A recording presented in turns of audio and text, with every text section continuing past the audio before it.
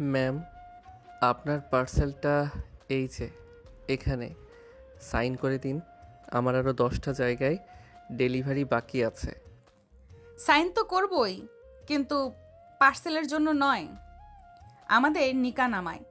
আর্য, তুই কি ভেবেছিস আমি তোকে এত সহজে ছেড়ে দেব? ম্যাম, আপনি অফিসের মাঝখানে এসব কি পাগলামি করছেন? স্টাফরা শুনলে কি ভাববে? আমি আপনার কলেজের 2 বছরের জুনিয়র ছিলাম বলে কি এখন যা ইচ্ছে তাই করবেন? জুনিয়র ছিলি বলেই তো তোর ওপর আমার অধিকার বেশি। তুই যখন আমাদের ফেয়ারওয়েলের গিটার বাজিয়ে গান গাইছিলি সেদিন থেকেই তুই আমার। আজ এই অফিসেই কাজে ডেকেছি, তোকে বিয়ে করেই আমি আজ বাড়ি ফিরবো। অনামিকা আপু, আপনার মাথা ঠিক আছে তো? আমি একটা মেসে থাকি, পার্ট টাইম ডেলিভারি করি। আমার অসুস্থ মা বাসায় আমার পথ চেয়ে বসে আছেন। আমি কোনোভাবেই আপনাকে বিয়ে করতে পারবো না। আমার একটা বড় শারীরিক সমস্যা আছে। আমি কোনো দিন বাবা হতে পারবো না। আনিকা এবার কেবিনের দরজা লাগিয়ে দেয়। আর্যর কথা শুনে একটু না দমে বলে, বাবা হতে পারবি না তো কি হয়েছে? আমি কি তোকে বাচ্চার জন্য বিয়ে করছি? আমি তোকে ভালোবাসি, এটাই শেষ কথা। আমাদের অনেক টাকা আছে, দরকার হলে পরে ট্রিটমেন্ট করাবো, নয়তো একটা বাচ্চা অ্যাডপ্ট করব। সর্বনাশ! এ তো দেখি পাহাড়ের মতো অটল। একে কোনো অজুহাতেই টলানো যাবে না। অনামিকার নির্দেশে অফিসে সিকিউরিটি গার্ডরা দরজা পাহারা দিচ্ছে। অনামিকা ফোন বের করে ওর বড় ভাইকে অফিসে ডেকে পাঠালো। ওর ভাইও ওই কোম্পানির পার্টনার। অনামিকা, তুই কি পাগল হয়ে গিয়েছিস? অফিসের মধ্যে এই পিচ্ছি ডেলিভারি বয়ের সাথে বিয়ে? ওর না আছে কোনো স্ট্যাটাস, না আছে কোনো পরিচয়। মা শুনলে হার্ট অ্যাটাক করবে। অর্ণব ভাই, আপনার বোনকে বোঝান। আমি একদম রাস্তার ছেলে। আমার নিজের একটা ঘর পর্যন্ত নেই। ওনাকে আমি খাওয়াবো কি? আমি তো নিজেই মায়ের ওষুধের টাকা জোগাতে হিমশিম খাই। অনামিকা টেবিল থেকে একটা কাচের পেপার ওয়েট হাতে নিয়ে বলে, ভাইয়া, তুমি যদি এই বিয়েতে সায় না দাও তবে আমি আজই নিজের কপাল ফাটিয়ে পুলিশে খবর দেব যে তোমরা সবাই মিলে আমাকে টর্চার করছো। কাজী সাহেব, আপনি আগে কাগজ বের করেন। বোনের এমন মারমুখী রূপ দেখে অর্ণব ভয় পেয়ে গেল। সে জানতো অনামিকা যা বলে তা করেই ছাড়ে। বাধ্য হয়ে সে কাজীকে ইশারা করলো। আর্য চোখে তখন পানি। সে ভাবল, আল্লাহ, মায়ের জন্য ওষুধ কিনতে এসে আমি নিজে কোন বিপদে ফেসে গেলাম। এরপর নিকা করানো হলো। আর্যর মাথায় বন্দুক ঠেকানো ছিল, তাই সে বাধ্য হয়ে বিয়ে করলো। নিকা শেষ হওয়ার পর অনামিকা জয়ের হাসিতে আর্যর কপালে একটা চুমু দিতে চাইল, কিন্তু আর্য রাগে মুখ ফিরিয়ে নিল। সে কেবিন থেকে বের হতে চাইলে আনিকার ভাই বাধা দিল। শোন ছোকরা, আমার বোনের কপাল ভালো যে তোকে পছন্দ করেছে। এখন থেকে সাবধানে থাকবি, একটু তেরাবি করলে তোকে গুম করে দিব। আপনারা টাকার জোরে যা খুশি তাই করছেন। এটা বিয়ে নয়, এটা জুলুম। জুলুমি সই। এখন তুই আমার। চল, আগে তোকে ড্রেস কিনে দিব, তারপর বাসায় নিয়ে যাব। আনিকা আর্যর হাত ধরে টেনে নিচে নামিয়ে ওর দামি গাড়িতে বসালো। আর্যর ফোনটা তখন অনবরত বাজছে। স্ক্রিনে ভেসে উঠছে মা। আর্যর বুকটা কেঁপে উঠল। মায়ের শরীর ভালো নয়। এ সময় সে বাসে না ফিরলে মা দুশ্চিন্তা করবেন। সে অনামিকাকে অনেক অনুরোধ করে বলল, আপু, আমার মা খুব অসুস্থ। আমাকে একবার বাসায় যেতে দিন। আমি প্রমিস করছি আমি পালাবো না। মায়ের ওষুধগুলো দিয়ে আমি নিজেই আপনার কাছে আসব। তুই যে পালাবি না তার গ্যারান্টি কি? আমার মায়ের কসম, আমি পালাবো না।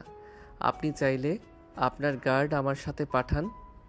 অনামিকা নিজের এক বিশ্বস্ত গার্ডকে আর্যের সাথে পাঠালো। আর্য বাসে গিয়ে মাকে ওষুধ খাইয়ে শান্ত করলো, কিন্তু মা যখন আর্যর পাঞ্জাবিতে আতরে ঘ্রাণ পেলেন আর আর্যর চোখে পানি দেখলেন, তিনি অবাক হয়ে গেলেন। আর্য কিছু না বলে চুপচাপ মায়ের কোলে মাথা রেখে শুয়ে রইল। সে বুঝতে পারছে না যে সে তার মায়ের থেকে এক বিশাল বড় পরিচয় গোপন করে রেখেছে। আর্য আসলে সাধারণ কোনো ছেলে নয়। তার মা দেশের একজন নামকরা প্রাক্তন বিজ্ঞানী, যিনি এখন অসুস্থতার কারণে আড়ালে আছেন। আর আর্যর বাবা ছিলেন এই শহরের সবচেয়ে বড় রিয়েল অ্যাসেট ব্যবসায়ী, যার মৃত্যুর পর আর্যর চাচারাই সব দখল করে ওদের তাড়িয়ে দিয়েছিল। আর্য ইচ্ছে করলেই ওই অনামিকাদের কোম্পানি চুটকিতে কিনতে পারে, কিন্তু সে ইচ্ছে করেই মাকে নিয়ে লুকিয়ে সাধারণ জীবনযাপন করছে। সে চায় না তার মায়ের শান্ত জীবনে আবার কোনো ঝড় আসুক। আর্যর মাথায় তখন আগ্নেয়গিরি জ্বলছে। অনামিকার গাড়টা বাসার নিচে দাঁড়িয়ে আছে জমদূতের মতো। মা ঘুমিয়ে যাওয়ার পর আর্য তার পুরনো ট্রাঙ্কটা খুলে একটা ল্যাপটপ বের করলো। মা জানতেন না আর্যর বাবা মরার আগে তার নামে বিদেশের এক ব্যাংকে একটা বিশাল অঙ্কের ট্রাস্ট ফান্ড রেখে গেছেন, যা আর্য 21 বছর বয়সের আগে খুলতে পারত না। আজই সেই দিন। আর্য ল্যাপটপ খুলে মাত্র কয়েকটা ক্লিকের মাধ্যমে নিজে সেই পরিচয় সচল করলো। সে এখন ছদ্মবেশী ডেলিভারি বয় নয়, সে এখন বিশ্বের অন্যতম বড় ইনভেস্টমেন্ট ফার্মের প্রধান। সে দেখল অনামিকার কোম্পানি 5% শেয়ার বর্তমানে বাজারে বিক্রি হচ্ছে। আর্য মুহূর্তের মধ্যে সেই সবটুকু শেয়ার নিজের নামে কিনে নিল। এখন সে অনামিকার অফিসের একজন অন্যতম বড় শেয়ার হোল্ডার। পরের দিন রাতে অনামিকা নিজের জিপ নিয়ে আর্যর বাসার সামনে হাজির। আর্য সাদা একটা টি শার্ট আর জিন্স পরে নিচে নেমে এলো।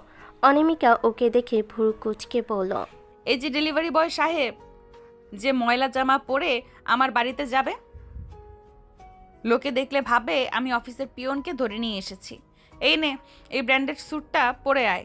আর্য পকেটে হাত দিয়ে তারা গলেই বলে, অনামিকা আপু, জোর করে বিয়ে করে বউ হতে পারছেন, কিন্তু আমার গায়ের জামা বদলাতে পারবেন না। আপনার ওই দামি স্যুটে আমার অ্যালার্জি আছে। ইচ্ছা হলে এভাবেই নিব, নয়তো আমি যাচ্ছি না। তুই খুব তেরা কথা শিখেছিস না? ভুলে যাস না আমি তোর কলেজের সিনিয়র, আর এখন তোর লিগ্যাল বউ। আমার কথার অবাধ্য হলে তোর ডেলিভারি কোম্পানির লাইসেন্স বাতিল করে দেব। বাতিল করে দিন, তখন আপনার ওই বিশাল রাজপ্রাসাদে বসে বসে আমি আপনার বাবার অন্ন ধ্বংস করব। রাজি তো? ফাজিল ছেলে, চল গাড়িতে বস। অনামিকা বিশাল ড্রয়িং রুমে আর্যকে দেখে ওর মা তো আকাশ থেকে পড়ল। অনামিকা দাপটের সাথে পরিচয় করিয়ে দিল।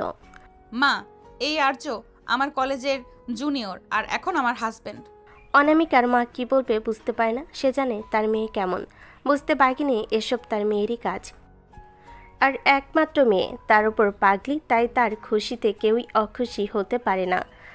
সে তখন মাথায় হাত বুলিয়ে দেয়। আর আর্যকে তাই বাধ্য হয়ে মায়ের সামনে ভালো ছেলে সাজতে হলো। আর্যকে বসিয়ে অনামিকা ওয়াশরুমে গেল। তার সামনে নাস্তা দিল কেয়ারটেকার। সে না খেয়ে চারপাশ ঘুরে দেখল। কিছুক্ষণ পর অনামিকা বের হয়ে আর্যকে ওর নিজের ঘরে টেনে নিয়ে গেল। আর্য ঘরে ঢুকেই সোফায় বসে পড়ল। শরীরটা ক্লান্ত লাগছে। সে কখন থেকে ঝামেলা শুরু, তাই সে সব বাদ দিয়ে ঘুমাতে চাইল। বাকি সব পরে দেখা যাবে। আপু, আপনার এই এসি ঘরে আমার দম বন্ধ লাগে, আমি বারান্দায় গিয়ে ঘুমাবো। অনামিকা আর্যর হাত ধরে টেনে বিছানায় ফেলে দিয়ে বলে, খবরদার আপু বলবি না একদম। এখন আমি তোর বউ, আর বারান্দায় যাবি মানে? আজ থেকে এই বিছানা তোর আর আমার। দেখুন অনামিকা ম্যাম, আপনি কি ভুলে গেছেন আমি ফিজিক্যালি আনফিট? আমি তো বাবা হতে পারবো না বলে দিয়েছি। আপনার সাথে আমার কোনো রোমান্স চলবে না। অনামিকা আর্যর বুকের ওপর ঝুঁকে পড়ে দুষ্টু হেসে বলে, তুই কি ভাবছিস আমি তোকে এত সহজে ছেড়ে দেব? তুই বাবা হতে পারিস আর না পারিস, আমি তোকে আমার আদরের ছোট বাবু বানিয়ে রাখবো। দেখি তুই কিভাবে আমার থেকে দূরে থাকিস। আর্য অপ্রস্তুত হয়ে গেল। অনামিকা আর্যর চুলের ভেতর আঙ্গুল চালিয়ে ওকে জ্বালাতে লাগলো। আর্য অনামিকার হাতটা সরিয়ে দিয়ে বলল, উফ, দজ্জাল একটা। সিনিয়র হলে কি গায়ের জোর দেখাতে হয়? ছাড়ুন তো। আচ্ছা এখন খাবার খেয়ে নাও। না, খাবো না। খাও বলছি। ঠিক আছে, খাচ্ছি। বাবারে, এটা মেয়ে না কি? এই তো ভালো ছেলে। ভালো না ছাই, আস্ত রাক্ষসী একটা। মানে কি বললে? না, কিছু না। আর্য খাবার কোনো মতে খেয়ে নিল, তারপর শুয়ে পড়ল। বাধ্য হয়ে অনামিকার সাথে শুতে হলো, কিন্তু আর্যর বিরক্ত লাগছিল। আর্য মাঝে একটা বালিশ দিলে অনামিকা সেটা সরিয়ে দিয়ে আর্যকে জড়িয়ে ধরে। আর্য কেঁপে ওঠে। ও মা গো, এটা কি করেন? কি হয়েছে? ছাড়েন, আমাকে ছাড়েন। আরে একটুই তো জড়িয়েছি, আরে একটু তো জড়িয়েই ধরেছি। আজ প্রথম রাত তো, তাই কিছু করলাম না, কাল করব কেমন? অনেক ধকল গেছে, তুমি ঘুমাও এখন। ও মা, এ কি কথা? কি করার কথা বলছেন? এখন ঘুমাও, আসো ঘুমাই। অনামিকা ওকে ধরে চোখ বুজে ঘুমিয়ে পড়ে। আর্যর কেমন সুরসুরি করছিল আর লজ্জাও করছিল। সে মনে মনে বিড়বিড় করে, খোদা, কই এসে ফেসে গেলাম। ঘুমাও। একটু পরে অনামিকা ঘুমিয়ে পড়ে। আর্য লাফিয়ে ওঠে, কারণ অনামিকা নাক ডাকছে। আর্য হাসবে না কাঁদবে বুঝে না। এ কি, হে তো দেখি নাক ডাকে। না, ঘুমাই এবার। আর্য ঘুমিয়ে পড়ে। পরদিন সকালে অনামিকা আর্যকে জোর করে তার অফিসে নিয়ে গেল। সে চাইল আর্যকে তার পিএস হিসাবে নিয়োগ দিতে, যাতে সারাক্ষণ নজরে রাখতে পারে। অফিস মিটিং রুমে যখন বড় ইনভেস্টরদের নাম ঘোষণা করা হচ্ছিল, অনামিকা তখন আর্যকে একটা ফাইল দিয়ে বলল। এই ফাইলটা ধর আর সবার জন্য কফি নিয়ে আয়। আর্য অবাক হয়ে তাকালো।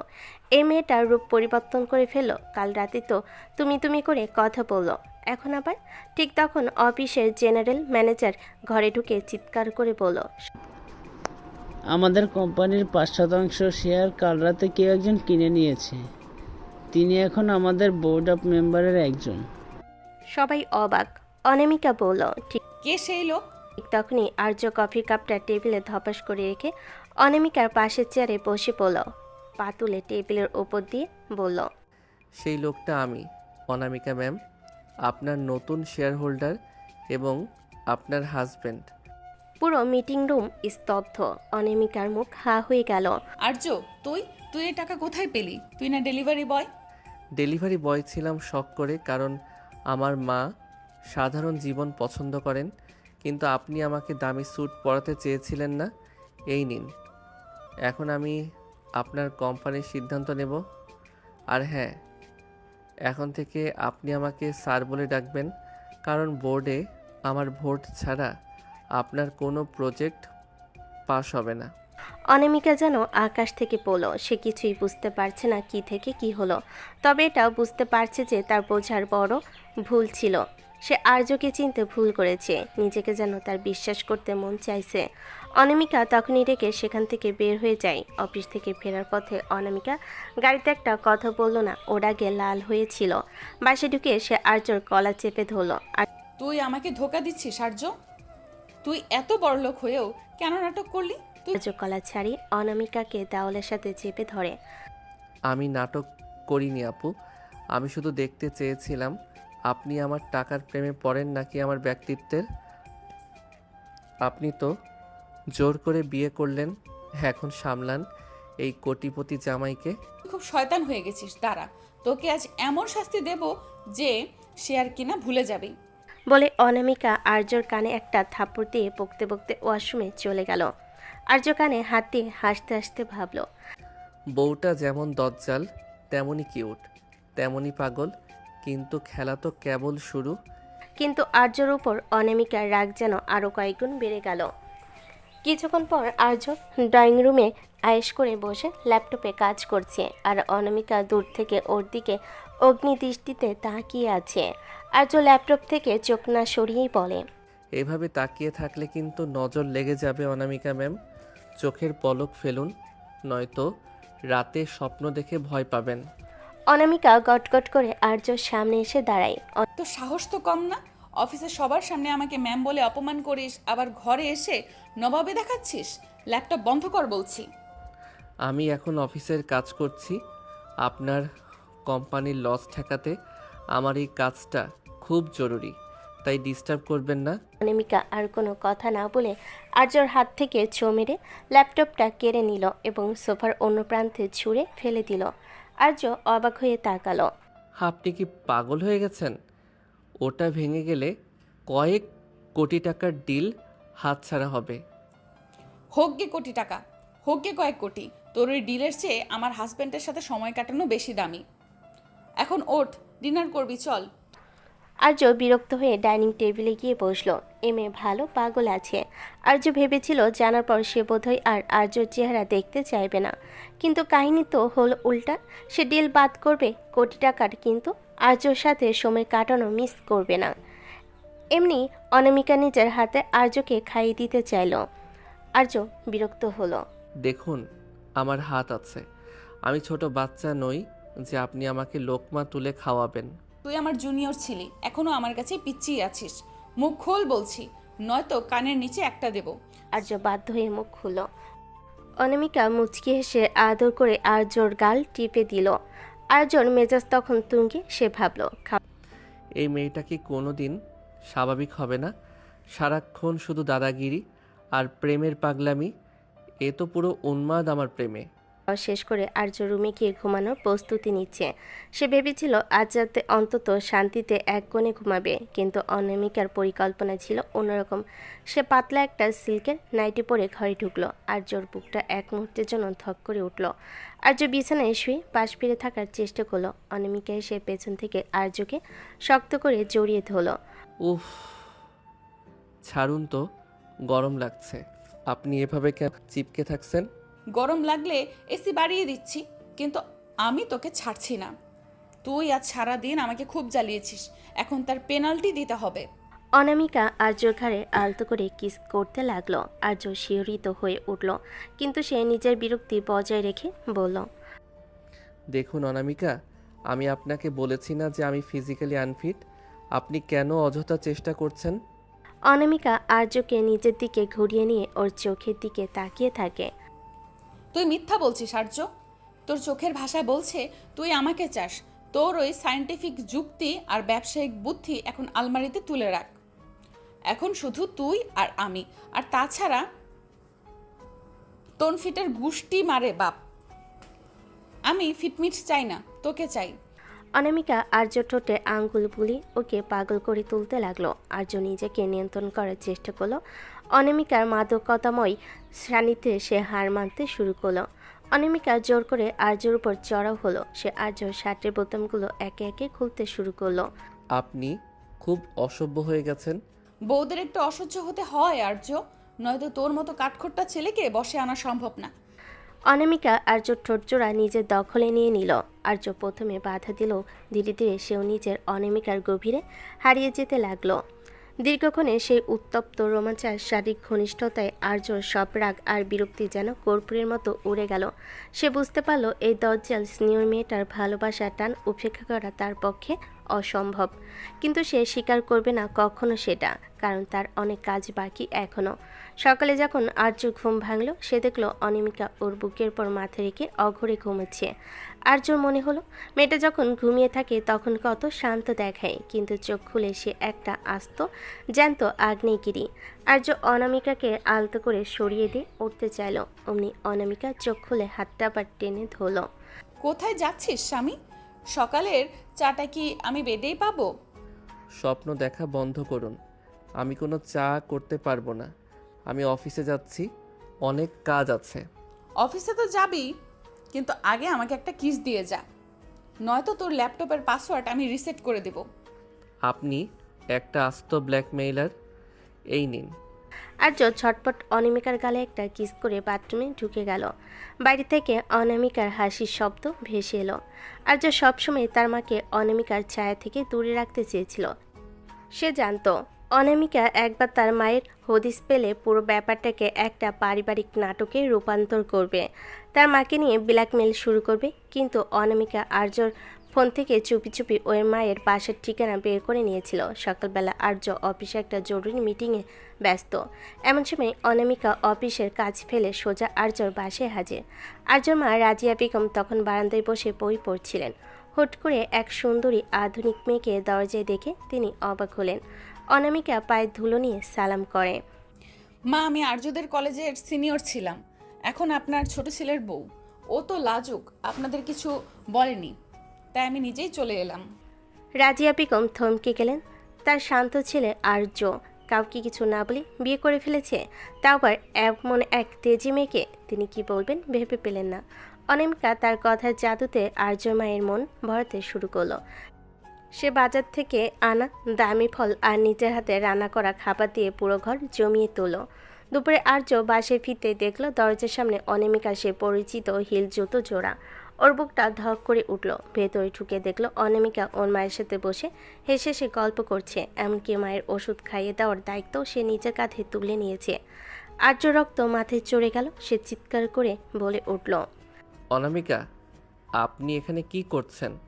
আপনার সাহস হয় কি করে আমার অনুমতি ছাড়া আমার বাসায় ঢোকার? মায়ের সামনে আর্যকে এতটা উত্তেজিত দেখে রাজিয়া বেগম অবাক হলেন। আর্য, ও তোমার বউ, এভাবে কেন কথা বলছিস? মেয়েটা কত লক্ষ্মী, আমাকে কত সময় দিল। মা, তুমি চেনো না একে। ও কোনো লক্ষ্মী মেয়ে না, ও একটা জেদি ব্ল্যাকমেইলার। অনামিকা, এখনই আমার বাসা থেকে বের হন। অনামিকা শান্ত হয়ে উঠে দাঁড়ালো। তার চোখে তখন এক ধরনের বিদ্রুপের হাসি। সে আর্যর দিকে এগিয়ে এসে নিচু স্বরে বলল, স্বামী তো খুব রাগী দেখছি, কেন? মা জেনে গেছে ভয় পাচ্ছো, নাকি ভাবছো মা আমাকে চিনে ফেললে তোমার ওই ডেলিভারি বয়ের নাটকটা আর চলবে না? আর্য অনামিকাকে এক প্রকার টেনে হিসে তার ছোট্ট রুমটার ভিতর নিয়ে গেল এবং সজোরে দরজা আটকে দিল। আর্য দাঁতে দাঁত চেপে বলল, আপনার সমস্যা কি অনামিকা? আমার লাইফটা কি আপনার অফিসের ফাইল যে যখন খুশি উল্টাপাল্টা করবেন? কেন আমার মাকে এর মধ্যে টানলেন? অনামিকা আর্যর পাঞ্জাবির কলা ধরে নিচের দিকে টেনে নেয়। তোর লাইফ এখন থেকে আমার লাইফ আর্য। তুই আমাকে বিয়ে করেছিস, ভুলে যাস না। তুই আমাকে লুকিয়ে রাখবি আর আমি সেটা মেনে নেব? আমি তোকে সবার সামনে নিজের করে পেতে চাই। ভালোবাসা মানে দখলদারি নয় অনামিকা। আপনি বড়লোক বলে কি যা খুশি তাই করবেন? আমি আপনাকে ঘৃণা করি আপনার এই ব্যবহারের জন্য। ঘৃণা শব্দটা শুনে অনামিকার চোখ জলজল করে উঠল। সে আর্যকে ধাক্কা দিয়ে খাটের উপর ফেলে দিল এবং ওর উপরে চড়ে বসল। ঘৃণা করিস? কতটুকু ঘৃণা করিস দেখি। যত ঘৃণা করবি তত বেশি তোকে আমি কাছে টানবো। তুই কি ভেবেছিস চিল্লাইলে আমি ভয় পাবো? এই যে শোন, আজ থেকে আমি এখানেই থাকবো, তোর এই ছোট্ট ঘরে তোর সাথে। অসম্ভব। আমার মায়ের এখানে শান্তি দরকার। আপনি এখানে থাকলে তিলকে তাল করবেন। শান্তি তো আমি দেবই দেব মাকে, আর তোকে দেব অশান্তি। অনামিকা আর্যর উপর ঝুঁকে পড়ে ওর টি শার্টের নিচে হাত ঢুকিয়ে দিল। আর্য মুসরামুসি করতে লাগলো। ছাড়ুন অনামিকা, মা পাশের রুমে আছে, একটু তো লজ্জা পান। মা তো জানি আমরা বিবাহিত, লজ্জা পাওয়ার কি আছে? আর তুই যত বেশি ছটফট করবি আমি তত বেশি তোকে কষ্ট দেব। অনামিকা আর্যর কানে কামড় দিয়ে ধরল। আর্য ব্যথায় আর উত্তেজনায় কুঁকড়ে গেল। অনামিকা ওর ঠোঁটজোড়া কামড়ে ধরে এমনভাবে কিস করতে লাগলো যেন ও আর্যর সব রাগ শুষে নিতে চায়। আর্যর বিরক্তি তখন অন্য উচ্চতায়। সে রাগ করে অনামিকাকে দুহাতে জড়িয়ে ধরে ঝামটা মারল, কিন্তু অনামিকা ওর গায়ের উপর লেপ্টে রইল। আর্য হাঁপাতে হাঁপাতে বলল, আপনি আপনি একটা জঙ্গলি মেয়ে, সিনিয়র হয়েও আপনার কোনো জ্ঞান নেই। জ্ঞান নেই বলেই তো তোকে কবজা করেছি। এখন চুপচাপ পড়ে থাক, নয়তো মাকে ডাক দিয়ে বলবো তুই আমাকে মারছিস। আর্য অসহায়ভাবে সিলিংয়ের দিকে তাকিয়ে রইল। এই তেজি বইয়ের হাত থেকে তার মুক্তি নেই। রাতের অন্ধকারে অনামিকা আর্য বুকের পশম নিয়ে খেলা করতে করতে ফিসফিস করে বলল, কাল থেকে আমরা একসাথেই অফিসে যাব, আর হ্যাঁ, মাকেও আমাদের সাথে ওই বড় বাড়িতে নিয়ে যাব। আর্য কোনো উত্তর দিল না। সে শুধু ভাবল, তার মা যদি কোনোভাবে জানতে পারে যে আর্যর ব্যাপার খুনি আর এই অনামিকার পরিবারের মধ্যে কোনো যোগসূত্র আছে, তবে কি হবে? যদিও আর্য সেটা কাউকে বলেনি। আসলে আর্যকে অনামিকা জোর করে বিয়ে করেনি। আর্যই ইচ্ছে করে বিয়ে করেছে অনামিকা, সেটা জানতো না। মূল কারণ হলো আর্য প্রতিশোধ নেবে তার বাবার খুনির, কিন্তু অনামিকা তাদের জোর করতে থাকলো অনামিকার বাড়িতে উঠতে। অনামিকার জেদের কাছে হার মেনে আর্য তার মাকে নিয়ে অনামিকার সেই রাজপ্রাসাদে উঠতে বাধ্য হলো। আর্যর মা ভাবছেন তার ছেলে বড় ঘরের মেয়ে বিয়ে করে সুখে আছে, কিন্তু আর্যর বুকের ভেতর তখন প্রতিশোধের আগুন জ্বলছে। সে জানে এই শহরে তার বাবার সেই পুরনো বিজনেস পার্টনার দিগন্ত শিকদার বাস করে, যে বিশ্বাসঘাতকতা করে আর্যর বাবাকে নিঃস্ব করে দিয়েছিল। আর তার মুখোমুখি হতে পারবে একমাত্র অনামিকাকে বিয়ে করে, কারণ অনামিকার পরিবারের সাথে তার যোগাযোগ আছে। সে অনামিকাদেরই বিজনেস পার্টনার, অনামিকার ভাই অর্ণবের পার্টনার, এবং অর্ণবও এতে জড়িত। নতুন বিশাল বেডরুম, চারিদিকে সাজানো গোছানো, কিন্তু আর্যর মন পড়ে আছে তার পুরনো ডায়েরিতে। অনামিকা ঘরে ঢুকে দেখল আর্য জানালার পাশে দাঁড়িয়ে সিগারেট টানছে, যা সে সাধারণত করে না। অনামিকা পেছন থেকে জড়িয়ে ধরে। আমার রাজপ্রাসাদ কি তোমার পছন্দ হচ্ছে না স্বামী? নাকি এখনো ওই ছোট ঘরটার মায়া ছাড়তে পারোনি? টাকার চাকচিক্য আমাকে কোনোদিন টানে না অনামিকা। আপনি জোর করে আমাকে এখানে এনেছেন ঠিকই, কিন্তু আমার মনটাকে কোনোদিনও এই চার দেয়ালে বন্দি করতে পারবেন না। অনামিকা রেখে আর্যর হাতের সিগারেটটা কেড়ে নিয়ে ছুঁড়ে ফেলে দিল। সে আর্যর কলার ধরে দেওয়ালের সাথে চেপে ধরে। মন আমি বুঝি না, আমি শুধু বুঝি তুই আমার। আজ আমাদের এই নতুন বাড়িতে প্রথম রাত, আর তুই কিনা উদাসীন হয়ে থাকবি?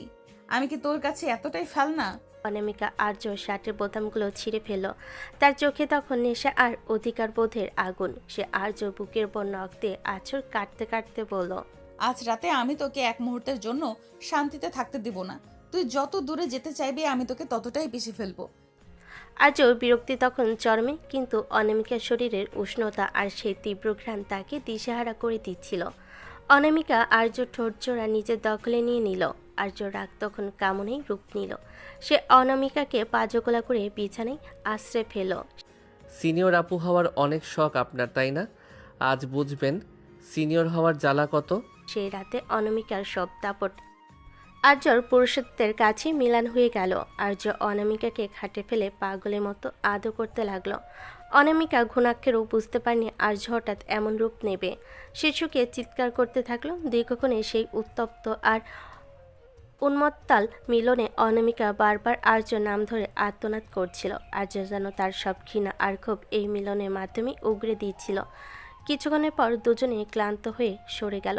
কি গো, তুমি না বললে কাছে আসবে না? তবে আর্য কিছু না বলে উঠে চলে গিয়ে আবার সিগারেট ধরল। অনামিকা একা একা হাসলো। ইস, আমার কাছে আসবে না এবার। পরের দিন সকালে অনামিকা আর আর্য একটা বিজনেস পার্টিতে গেল। অনামিকা চাচ্ছিল আর্যকে সবার সামনে তার বিজনেস পার্টনার হিসেবে পরিচয় করিয়ে দিতে। ঠিক তখনই সেখানে আসলো সেই দিগন্ত শিকদার। দিগন্তকে দেখা মাত্রই আর্যর হাত শক্ত হয়ে গেল, চোখ দুটো লাল হয়ে উঠল। দিগন্ত আর্যকে চিনতে পারল না, কারণ আর্য এখন বড় ঘরের জামাই আর দামি স্যুটে ঢাকা। মিস অনামিকা, আপনার এই নতুন ইভেন্টে তো বেশ হ্যান্ডসাম। তা পরিচয়টা কি? অনামিকা গর্বের সাথে আর্যর হাত ধরল। ইনি আমার স্বামী এবং আমাদের কোম্পানির প্রধান অংশীদার মিস্টার আর্য। দিগন্ত হাত বাড়াতে আর্য ঘৃণা ভরা দৃষ্টিতে তাকিয়ে রইল। সে হাত মেলালো না। এতে দিগন্ত অপমানিত বোধ করলো। ছেলের তো খুব ইগো দেখছি অনামিকা। এ রাস্তার ছেলেকে তুলে এনে স্বামী বানিয়েছো। কোনোদিন হয়তো তোমাকে পথে বসাবে। কথার চাবুকটা আর্যর কানে যেতে সে দিগন্তর দিকে এগোতে চাইল, কিন্তু অনামিকা আর্যর হাত শক্ত করে চেপে ধরল। সে দিগন্তর চোখের দিকে তাকিয়ে কড়া গলায় বলল, দেখুন মিস্টার শিকদার, আপনি কার সাথে কথা বলছেন ভুলে যাবেন না। আর্য আমার সম্মান।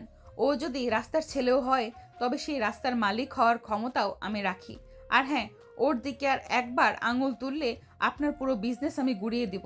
Get out. পার্টিতে শোরগোল পড়ে গেল। আর্য অবাক হয়ে অনামিকার দিকে তাকালো। যে মেয়েটা ঘরে তাকে নিয়ে সারাক্ষণ ন্যাকামি করে আর জোর জবরদস্তি করে, সে বাইরে মানুষের সামনে তার জন্য এত বড় ঢাল হয়ে দাঁড়াতে পারে। বাসায় ফেরার পথে আর্য চুপ করে রইল। অনামিকা গাড়িতে আর্যর কাঁধে মাথা রেখে বলল, তুই কেন এই লোকটার ওপর এতটা রেগেছিলি আর্য? তুই কি ওকে চিনিস?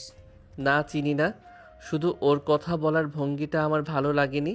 আর্য মনে মনে ভাবল, অনিমিকা যদি কোনোদিন জানতে পারে যে তার নিজের ভাই অর্ণব আসলে দিগন্ত শিকদরের সাথে মিলে আর্যর বাবাকে ধ্বংস করার প্ল্যানে জড়িত ছিল, তবে কি হবে? অনামিকা কি তখন তার স্বামীর পক্ষ নেবে নাকি নিজের ভাইয়ের? তবে তাকে ধীরে ধীরে এগোতে হবে। এরপর বেশ কিছুদিন কেটে যায়। আর্যর দিনকাল এখন এক অদ্ভুত রুটিনে চলছে। সকালে অফিসে অনামিকার তেরা কথা সহ্য করা, আর রাতে অনামিকার কামকার আদরে অত্যাচারের শিকার হওয়া। আর্য চাচ্ছিল দিগন্ত শিকদার আর তার ভাই অর্ণবের গোপন ডিলগুলো ফাঁস করতে, কিন্তু অনামিকা তাকে এক মুহূর্তের জন্য ল্যাপটপ বা ফোনের কাছে ঘেঁষতে দিচ্ছে না। আর সব বের করার জন্য বাধ্য হয়ে তাকে অনামিকার অত্যাচারও সহ্য করতে হচ্ছে। আর্য খুব ভোরে ঘুম থেকে উঠে তৈরি হয়ে নিয়েছিল। সে ভাবল অনামিকা ঘুমানোর ফাঁকে সে একবার তার পুরনো সোর্সদের সাথে দেখা করে আসবে, কিন্তু সে দরজা পর্যন্ত পৌঁছানোর আগে পেছন থেকে একটা রেশমি ওড়না তার গলার চারপাশে পেঁচিয়ে ধরল। অনামিকা ওড়নাটা টেনে আর্যকে নিজের কাছে এনে বলে, কোথায় পালানোর চেষ্টা হচ্ছে মিস্টার হাজবেন্ড? আমি ঘুমালে কি তুমি ডানা গজিয়ে উড়ে যাবে ভেবেছিলে? আর্য বিরক্ত হয়ে ওড়না ছাড়ানোর চেষ্টা করে। উফ, অনামিকা ছাড়ুন তো, আমার একটা জরুরি কাজ আছে।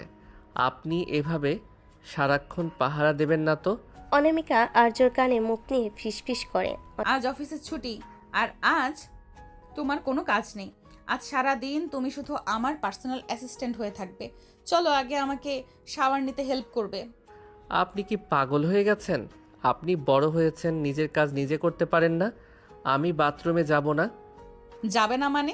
ভুলে গেছো কাল রাতে কি প্রমিস করেছিলে? বলেছিলে না আমি যা বলবো তাই করবে? এখন চলো। অনামিকা গায়ের জোরে আর্যকে টেনে বাথরুমে নিয়ে গেল। বিশাল বাথরুমটা তখন সুগন্ধি ফেনা আর গোলাপের পাপড়িতে ভরা। আর্য পালাতে চাইল, কিন্তু অনামিকা দরজায় পিঠ দিয়ে দাঁড়িয়ে দুষ্টু হাসল। সে আর্যর দিকে এগিয়ে এসে ওর শার্টের কলার ধরে টান দিল। অনামিকা, এটা বাড়াবাড়ি হচ্ছে। আমি ভিজে গেলে অফিসে যাব কি করে? অফিস তো যাবেই না, আর ভিজে গেলে আমি মুছিয়ে দেব। বলে অনামিকা আর্যকে ধাক্কা দিয়ে বাথটবে পানিতে ফেলে দিল। আর্যর সাথে সাথে অনামিকা নিজও ভেতরে পড়ে গেল। ভেজা কাপড়ে অনামিকাকে তখন এক আদিম অপসরার মতো লাগছে। আর্য রাগটা তখন উত্তেজনায় রূপ নিতে শুরু করলো। অনামিকা আর্যর বুকের উপর ফেনা নিয়ে খেলা করতে করতে বলল, তুমি যতই গম্ভীর থাকো আর্য, আমি জানি তোমার ভেতরেও একটা আগ্নেয়গিরি আছে। দুজনেই তখন সেখানে দুজনকে আদর করতে থাকলো। তারপর আর্য বাধ্য হয়ে অনামিকাকে গোসল করিয়ে দিল। খোদা, আর কি কি করতে হবে? সব করাবো, তৈরি থাকো। গোসল সেরে বের হওয়ার পর আর্য ভাবলো এবার হয়তো রেহাই পাবে, কিন্তু অনামিকা এবার বায়না ধরলো আর্যকে রান্না করতে হবে। আমি রান্না করতে পারি না, আর আমাদের বাড়িতে তো বাবুর্চি আছে। আপনি কেন শুধু শুধু আমাকে খাটান? বাবুর্চির হাতের রান্না তো রোজই খাই। আজ আমি আমার স্বামীর হাতের খিচুড়ি খাবো। তুমি শুধু কাটাকুটি করে দেবে, আমি পাশে দাঁড়িয়ে ডেকোরেশন করে দেবো। রান্নাঘরে গিয়ে আর্য পেঁয়াজ কাটছে আর অনামিকা পেছন থেকে ওর কোমরে হাত জড়িয়ে ধরে কাঁধে থুতনি রেখে দাঁড়িয়ে আছে। অনামিকা, ছাড়ুন। পেঁয়াজ কাটতে গিয়ে আমার চোখে জল আসছে, আর আপনি এভাবে ডিস্টার্ব করলে হাত কেটে যাবে। অনামিকা আর্য ঘাড়ের উপর কিস করে আর হাত কাটলে আমি ব্যান্ডেজ করে দিব। আচ্ছা আর্য, তুমি এত কাঠখোট্টা কেন? একটা বারও তো পারো নিজের থেকে আমাকে জড়িয়ে ধরতে। আমি আপনার মতো ইমোশনাল ড্রামা করতে পারি না। আর তাছাড়া আপনি যেভাবে আমাকে জোর করে সব করান, তাতে ভালোবাসা তো দূরে থাক, বিরক্তি বেশি আসে। আর্যর এই রুক্ষ কথা শুনে অনামিকার মুখটা এক মুহূর্তের জন্য মিলান হয়ে গেল। সে আর্যকে ছেড়ে দিয়ে দূরে সরে দাঁড়ালো। বিরক্তি লাগে? ঠিক আছে, আজ থেকে আমি আর তোকে বিরক্ত করব না, তুই তোর মতো থাক। অনামিকা ঘর থেকে বেরিয়ে গেল। আর্যর বুকের ভেতর কেমন যেন একটা খচখচানি শুরু হলো। সে কি একটু বেশি বলে ফেলো? মেয়েটা তো শুধু তাকে একটু সময় দিতে চেয়েছিল। সারাদিন অনামিকা আর্যর সাথে একটাও কথা বলল না। এমনকি ডিনারের সময় সে নিজের ঘরে দরজা বন্ধ করে বসে রইল। আর্যর মা রাজিয়া বেগম এসে আর্যকে ধরলেন। আর্য, বৌমার সাথে কি ঝগড়া করেছিস? মেয়েটা বিকেল থেকে কিচ্ছু খায়নি, যা ওকে মানিয়ে আয়। আর্য অনিচ্ছা সত্ত্বেও অনামিকার ঘরে ঢুকলো। দেখলো অনামিকা বিছানে শুয়ে আছে, চোখ দুটো লাল। আর্য কাছে গিয়ে বসলো। অনামিকা, শুনুন, সরি, আসলে আমার মেজাজটা অন্য কারণে খারাপ ছিল। আপনি ডিনার করবেন না? অনামিকা কোনো উত্তর দিল না। আর্য যখন আবার ডাকতে গেল, অনামিকা হুট করে আর্যকে জড়িয়ে ধরে হাওমা করে কেঁদে দিল। তুই খুব খারাপ আর্য। আমি জানি তুই আমাকে মন থেকে মানতে পারিসনি। তুই শুধু তোর মায়ের জন্য আর আমার টাকার ভয়ে এখানে আছিস। তুই আমাকে ঘৃণা করিস। আর্য এবার আর নিজেকে ধরে রাখতে পারল না। সে অনামিকার চোখের পানি মুছে দিয়ে ওকে নিজের বুকের সাথে চাপটে ধরল। আমি আপনাকে ঘৃণা করি না অনামিকা, শুধু আপনার এই সিনিয়র ইমেজ আর জোর করাটা আমার ইগোতে লাগে। আসলে আমি আপনাকে পছন্দ করতে শুরু করেছি। পছন্দ করি শুনে অনামিকার কান্না থেমে গেল। সে ভেজা চোখে আর্যর দিকে তাকিয়ে দুষ্ট হাসি দিল। সত্যি? তবে তার প্রমাণ দাও। বলে অনামিকা আর্যকে বিছানায় শুয়ে দিল। তার রোমান্টিক পাগলামি আবার শুরু হলো। সে আর্যর ঠোঁট জোড়া নিজের দখলে নিয়ে নিল। আর্য এবার আর বাধা দিল না। সে নিজেও অনামিকার উন্মত্তায় ভালোবাসে সাড়া দিল। রাত যখন গভীর, অনামিকা যখন আর্যর বুকে মাথা রেখে অঘরে ঘুমোচ্ছে, আর্যর ফোনে একটা মেসেজ এলো। তার এক সোর্স পাঠিয়েছে অনবার দিগন্ত শিকদার আজ রাতের এক গোপন ডিল করছে। জায়গাটা ও পুরনো গোডাউন। আর্যর চোল শক্ত হয়ে এলো। রাত তখন, আর এটা পুরো প্রাসাদ নিস্তব্ধ। আর্য খুব সাবধানে অনামিকার জড়িয়ে থাকা হাতটা সরিয়ে দিল। অনামিকার গভীর ঘুমে ওর চেহারায় একটা প্রশান্তি। আর্য এক মুহূর্তের জন্য খারাপ লাগলো, কিন্তু পরক্ষণেই দিগন্ত শিকদারের সেই নোংরা হাসির কথা মনে পড়তেই ওর রক্ত টকবক করে ফুটতে শুরু করলো। আর্য একটা কালো হুডি পরে কোমরে একটা ছোট্ট ছোড়া গুজে নিঃশব্দে জানালার পাইপ বেয়ে নিচে নেমে এলো। ও জানতো সদর দরজা দিয়ে গেলে গার্ডরা অনামিকাকে খবর দিয়ে দিবে। শহরের শেষ প্রান্তে সেই পুরনো পরিত্যক্ত গোডাউনে আর্য আড়ালে দাঁড়িয়ে দেখলো অনামিকার ভাই অর্ণব আর দিগন্ত শিকদার হ্যান্ডশেক করছে। অর্ণব তোমার বোন তো? ওই রাস্তার ছেলেকে নিয়ে মেতে আছে। এই সুযোগে আমরা অনামিকার কোম্পানির সব গোপন তথ্য হাতিয়ে নেব। ও যখন টের পাবে তখন ওর আর কিছু বাকি থাকবে না। ডেভিড, আরে দিগন্ত দা, অনামিকা তো এখন বাসরাত কাটাতে ব্যস্ত। ও তো বুঝতেই পারছে না যে এ আর্য আসলে আমাদের জন্য একটা কাল হয়ে দাঁড়িয়েছে। ওটাকে সরিয়ে দেওয়ার ব্যবস্থা করো। অর্ণবের মুখ থেকে নিজের বোনকে ঠকানোর কথা শুনে আর্যর মাথা ঠিক রইল না। ও অন্ধকার থেকে বেরিয়ে এলো, হাতে একটা লোহার রড। কাকে সরানোর কথা বলছেন অর্ণব ভাই? আপনার নিজের বোনকে পথে বসিয়ে আপনি সুখী হবেন? দিগন্ত আর অর্ণব চমকে উঠল। আর্যর চোখের দৃষ্টি তখন ওই এতই শীতল যে দিগন্তের মতো খুনিও এক মুহূর্তের জন্য কেঁপে উঠল। গার্ডদের উপর ভরসা করা ছেড়ে দিন। আমি অনেক আগে আপনাদের এই নোংরা খেলার কথা জেনে গেছি। আর্য কোনো কথা না বাড়িয়ে ঝাঁপিয়ে পড়ল দিগন্তর ওপর। রড দিয়ে দিগন্তর হাতে সজোরে আঘাত করলো। দিগন্তর চিৎকার গোডাউনের দেওয়ালে প্রতিধ্বনিত হলো। অর্ণব তখন ভয়ে কাঁপছে। ঠিক সেই মুহূর্তে গোডাউনের বাইরে কয়েকটা গাড়ির হেডলাইটের আলো পড়ল। পুলিশ আর গার্ডদের সাথে গাড়ি থেকে নামলো অনামিকা। অনামিকা ঘরে আর্যকে না পেয়ে জিপিএস ট্র্যাক করে এখানে চলে এসেছে। ও যখন দেখলো রক্তমাখা রড হাতে দাঁড়িয়ে আছে আর ওর ভাই অর্ণব মাটিতে পড়ে আছে, ও চিৎকার করে উঠল। অর্ণব দৌড়ে এসে আর্যর হাত চেপে ধরে। আর আর্য, তুমি কি পাগল হয়ে গেছো? তুমি আমার ভাইকে মারতে চাচ্ছ? কি হচ্ছে এসব? অনামিকার এক হাত ছটকে সরিয়ে দিয়ে বলে, আপনার ভাইকে জিজ্ঞেস করুন তিনি আপনার সাথে কি বেইমানি করছিলেন। আপনার ভালোবাসার মানুষরা আপনাকে ধ্বংস করার প্ল্যান করছে, আর আপনি আসছেন আমার উপর দাদাগিরি করতে। অর্ণব যাই করুক, ও আমার রক্ত। ওর গায়ে হাত তোলার কে? তুমি ওর গায়ে হাত তোলার কে? তুমি চলো এক্ষুনি আমার সাথে বাসায়, এটা পুলিশে দেখবে। না, পুলিশ আসার আগেই আমি দিগন্ত শিকদারকে শেষ করব। ও আমার বাবাকে মেরেছে, আমার মাকে পথে বসিয়েছে। আজ এর বিচার আমি নিজেই করব। কি বলছো কি এসব? উনি তোমার বাবাকে মেরেছে? হ্যাঁ, আর আপনার ভাইও জড়িত আছে। অনামিকার মাথা ঘুরছে এসব শুনে। সে কি করবে বুঝতে পারল না। আর্য আবার দিগন্তর দিকে এগোতে চাইল, কিন্তু অনামিকা আর্যর সামনে এসে ঢাল হয়ে দাঁড়ালো। সে আর্যর কলা ধরে পাগলের মতো ঝাঁকাতে লাগলো। তুমি খুনি হতে পারো না আর্য, আমি তোমাকে খুনি হতে দেব না। তুমি যদি ওকে মারো তবে আগে আমার বুকের ওপর দিয়ে যেতে হবে। তুমি আমার কথা শুনছো না কেন? অনামিকা, বারবার সিনিয়রিটি দেখাবেন না। আমি আপনার কেনা গোলাম নই। আজ মাঝপথে বাধা দিলে আমি আপনার সাথেও সব সম্পর্ক শেষ করে দেব। পুলিশ দিগন্ত আর অর্ণবকে অ্যারেস্ট করে নিয়ে গেল। অনামিকা প্রভাবে অর্ণবকে আলাদা হেফাজতে রাখা হলো। বাসে ফেরার পর আর্য আর অনামিকার মাঝে এক বিশাল দেওয়াল তৈরি হলো। রুমে ঢোকার পর অনামিকা দরজা আটকে দিয়ে আর্যের উপর চড়া হলো। তুমি আমাকে একবারও কেন বললে না? তুমি আমাকে এত বড় কথা লুকালে কেন? তুমি কি আমাকে বিশ্বাস করো না? বিশ্বাস করব কিভাবে? আপনার ভাই আমার বাবার খুনিদের সাথে জড়িত। আপনি থাকলে হয়তো আবেগে সব নষ্ট করে দিতেন। আর আপনার এই ডমিনেটিং স্বভাব আমার একদম পছন্দ না। ডমিনেটিং? আমি তোমাকে ভালোবাসি বলে তোমাকে আগলে রাখতে চাই, আর তুমি সেটাকে ডমিনেশন বলছো? তুমি জানো না আমি তোমার জন্য কি কি করতে পারি? অনামিকা ডয়ের থেকে একটা ছোট্ট ছুরি বের করে নিজের কবজিতে ধরলো। ওর পাগলামি তখন চরমে। তুমি যদি এখন আমাকে বলো যে তুমি আমাকে ক্ষমা করে দিয়েছো আর আমাকে ছাড়া কোথাও যাবে না, তবে আমি এখনই এটা চালাবো। চালান। আপনার এই ইমোশনাল ব্ল্যাকমেল আমি কবে থেকে দেখে আসছি। আপনি ভাবছেন আমি ভয় পেয়ে আপনাকে জড়িয়ে ধরব? না অনামিকা, আজ আমি আপনার এই পাগলামির কাছে হার মানব না। আর্য অনামিকার হাত থেকে ছুরিটা কেড়ে নিয়ে ছুঁড়ে ফেলে দিল। এরপর ওকে শক্ত করে ধরে বিছানায় শুয়ে দিল। আর্যর স্পর্শে তখন কোনো কোমলতা ছিল না, ছিল এক ধরনের রুক্ষতা। আপনি কি ভেবেছেন শুধু রোমান্স আর জোর দিয়ে আমাকে বশ করবেন? আপনি ভুল ভাবছেন। এখন থেকে আমি আমার মতো চলবো।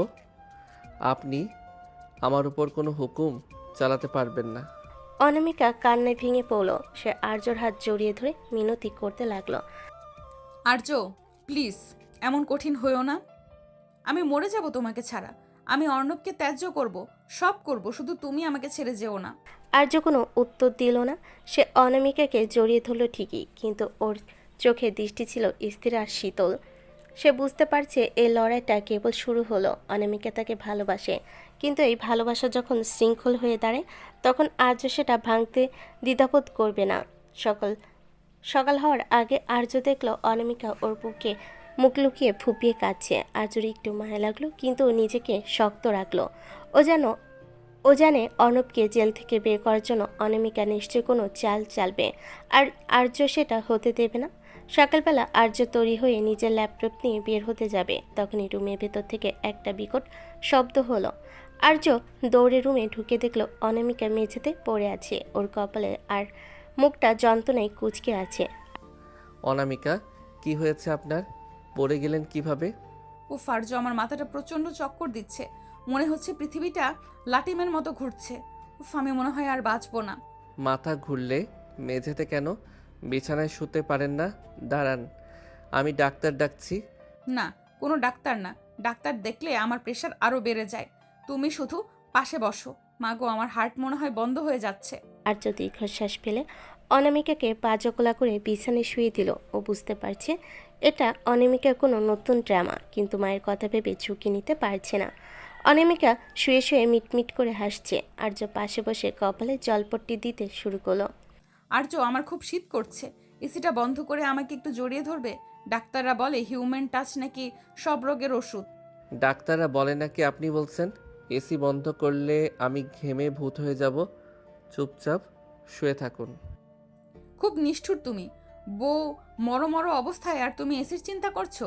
একটু লেবু চা করে দাও না প্লিজ। উফ, আমার গলাটা কেমন শুকিয়ে কাঠ হয়ে যাচ্ছে। আর্য রান্নাঘরে গিয়ে লেবু চা করে আনলো। অনামিকা সেটা খেয়ে মুখ বাঁকিয়ে বলল, এতে চিনি কম হয়েছে, একটু খাইয়ে দাও না বাবু। বাবু ডাকবেন না একদম। আমি আপনার জুনিয়র হতে পারি, কিন্তু বাবু নই। এই নিন, নিজে খান। অনামিকা চা খেতে খেতে হুট করে আর্যর শার্টের হাত ধরে টান দিয়ে ওকে নিজের একদম কাছে নিয়ে এলো। চায়ের কাপটা পাশে রেখে আর্য নাকে নিজের নাক ঘষে বলে, রাগ করলে তোমাকে না একদম ওই রাগী বিড়ালটার মতো লাগে। আচ্ছা আর্য, আজ অফিসে না গেলে হয় না? আমার খুব একা লাগছে। আর্য বাধ্য হয়ে বসে থাকলো। কিছুক্ষণ পর অনামিকা বাহানা করলো তার পা কামড়াচ্ছে, তাই আর্যকে পা টিপে দিতে হবে। আর্য কোনো উপায় না দেখে অনামিকার পা টিপতে বসলো। অনামিকা আপু, আপনার পা তো না যেন আস্ত লোহার খাম্বা, এত শক্ত কেন? অনামিকা পা দিয়ে আর্যকে একটা হাতকা লাথি মেরে, বউয়ের পা নিয়ে মশকরা ইয়ার কি না করে ভালো করে টিপে দাও। আর শোনো, আজ রাতে কিন্তু আমি খিচুড়ি খাবো না। তুমি আমার জন্য পিৎজা অর্ডার করবে আর নিজের হাতে স্লাইস করে খাইয়ে দেবে। পিৎজা খেলে আপনার প্রেশার আরও বাড়বে। আমি আপনাকে তিতা করলার জুস করে দিচ্ছি, ওটাই আপনার জন্য সেরা ট্রিটমেন্ট। তিতা করল্লা? তুমি কি আমাকে বিষ খাইয়ে মারতে চাও, যাতে তুমি একা একাই দিগন্ত শিকদারের সাথে ফাইট করতে পারো? আমি কিন্তু সব বুঝি। আর্যর হাসি পেয়ে গেল। অনামিকা যখন এমন পাগলামি করে তখন ওকে আসলেও ছোট বাচ্চার মতো লাগে। আর্য হাসতেই অনামিকা ওর বুকের উপর লাফিয়ে পড়ল। এই তো হেসেছো, তার মানে তুমি আর রাগ নেই। চলো এখন একটা রোমান্টিক মুভি দেখি। মুভি দেখার সময় নেই, আমাকে ওই গোডাউনের ফাইলগুলো চেক করতে হবে। ফাইল ফাইল আর ফাইল। ওই ফাইল কি তোমাকে রাতে আদর করবে, নাকি ফাইল তোমাকে কিস করবে? মুভি চলবে মানে চলবে। মুভি দেখতে দেখতে অনামিকা আর্য কাঁধে মাথা রেখে ঘুমিয়ে যাওয়ার ভান করলো। আর্য যখন ওকে কোলে তুলে বিছানায় শোয়াতে গেল, অনামিকা হুট করে আর্য গলার চারপাশে হাত পেঁচিয়ে ধরল। আজকের দিনটা কত সুন্দর না আর্য? কোনো ঝগড়া নেই, কোনো অফিস নেই, শুধু তুমি আর আমি। অনামিকা আর্য ঠোঁটে আঙ্গুল দিয়ে আলতো করে চাপ দিল। আর্যর শরীরের ভেতরে এক বিদ্যুৎ খেলে গেল। সে বুঝতে পারল অনামিকা সুস্থ, ও শুধু আটকে রাখার জন্য এই ফন্দি করছিল। কিন্তু আর্যর রাগ হলো না, বরং অনামিকার এই পাগলামিটা তার ভালোই লাগলো। আপনি একটা আস্ত শয়তান, মিথ্যে বলে আমাকে সারা দিন খাটিয়ে মারলেন। শয়তান বলেই তো তোকে কবজা করেছি। এখন বল, পেনাল্টি হিসেবে আমাকে কি দেবে? অনামিকা আর্যর টি শার্ট খুলে ফেলো। আর্য এবার আর বাধা দিল না। সে অনামিকাকে নিজের দু হাতের মধ্যে পিষে ধরল। সিনিয়রের দাপটা জুনিয়রের তেজ মিলেমিশে এক হয়ে গেল। অনামিকা সেই উন্মাত্তাল চুমু আর আদরে আর্য সব ক্লান্তি ধুয়ে মুছে গেল। রাতের গভীরে যখন দুজনে শান্ত হয়ে শুয়ে আছে, আর্য ফোনে একটা অচেনা নাম্বার থেকে ভিডিও কল এলো। আর্য রিসিভ করতে দেখল তার মা রাজিয়া বেগম একটা চেয়ারে হাত পা বাঁধা অবস্থায় বসে আছে। আর পেছনে দাঁড়িয়ে আছে দিগন্ত শিকদারের লোক। মিস্টার রাজ্য, আপনার বউয়ের আঁচল ছেড়ে এবার একটু আসল খেলা দেখতে চলে আসুন। 1 ঘন্টার মধ্যে পুরনো ব্রিজের নিচে না এলে আপনার মার লাশ শিয়াল কুকুর খাবে। আর্যর রক্ত হিম হয়ে গেল। অনামিকা ফোন কেড়ে নিয়ে দেখলো ওর চিৎকার করে কান্না শুরু হলো। আর্য, মা, আমার জন্য মা বিপদে পড়লো। আমি এক্ষুনি ভাইয়াকে ফোন করছি। না, আপনার ভাইয়া নিজেই এই খেলার অংশ হতে পারে। আপনি ঘরে থাকুন, আজ আমি একা যাব। অনামিকা আর্যর পা জড়িয়ে ধরল। না আর্য, আমি তোমাকে একা যেতে দেব না। আমাকে সাথে নাও, নয়তো আমি নিজেই নিজের ক্ষতি করব। রাতের নিস্তব্ধতা চিরে আর্যর হুঙ্কার শোনা গেল। ও আর্য নয়, ও এখন এক জীবন্ত আগ্নেয়গিরি। কিন্তু অনামিকা ওকে জাপটে ধরল। আর্য, আমাকে ফেলে যেও না। আমি জানি দিগন্ত শিকদার কতটা নীচ। ও তোমাকে মারার জন্য ফাঁদ পেতেছে। আমাকে সাথে চলো। আমাকে আমার পাওয়ার আর পুলিশ ফোর্স ব্যবহার করো। পুলিশ আসার আগেই ওরা মাকে মেরে ফেলবে অনামিকা। আপনার ভাই অর্ণব ওদের সব খবর পৌঁছে দিচ্ছে। আমি কাউকে বিশ্বাস করি না, ছাড়ুন আমাকে। ঠিক আছে, তুমি যদি একা যেতে চাও তবে আমার লাশের উপর দিয়ে যাও। আর যদি আমাকে সাথে নাও তবে আমি কথা দিচ্ছি, আজ আর্যর নতুন বউ নয়, আজ দিগন্ত শিকদার অনামিকা চৌধুরীকে চিনবে। অনামিকার চোখে সেই আগুন দেখে আর্য আর ওকে না করতে পারল না। ও আলমারি থেকে নিজের পুরনো বাইকের চাবি আর একটা ধারালো ছুরি নিয়ে বের হলো। অনামিকা ও স্যুটের উপর একটা জ্যাকেট টেনে নিয়ে আর্যর বাইকের পেছনে গিয়ে বসলো। পুরনো ভাঙ্গা ব্রিজের নিচে চারিদিকে আবছা অন্ধকার। মাঝখানে একটা খুঁটির সাথে আর্যর মা রাজিয়া বেগমকে বেঁধে রাখা হয়েছে। দিগন্ত শিকদার ওখানে সোফায় বসে মদ আর হাসছে। কি রাজিয়া ভাবি, আপনার ছেলে তো বড় লোকের জামাই হয়ে আপনাকে ভুলে গিয়েছে। আজ দেখে আপনার সে সুপুত্র আপনাকে বাঁচাতে আসে কিনা।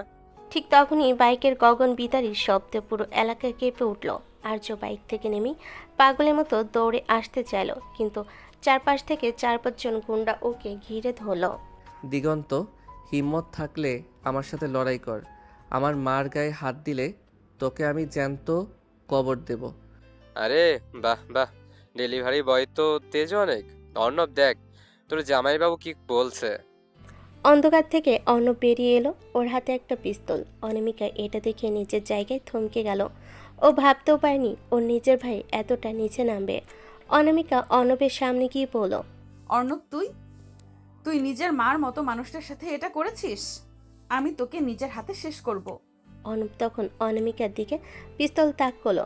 ঠিক সেই মুহূর্তে অনামিকা ওর পার্স থেকে পেপার স্প্রে বের করে অর্ণবের চোখে মারল। অর্ণব ব্যথায় কুকড়ে যেতেই অনামিকা ওকে একটা সজোরে চড় মেরে পিস্তলটা কেড়ে নিল। অন্যদিকে আর্য তখন গুন্ডাদের সাথে খালি হাতে লড়াই করছে। একজনের হাত ভেঙে দিয়ে সে তার রডটা কেড়ে নিল। আর্যর গায়ে তখন অসুরের শক্তি। সে দিগন্তর দিকে এগোতে লাগলো।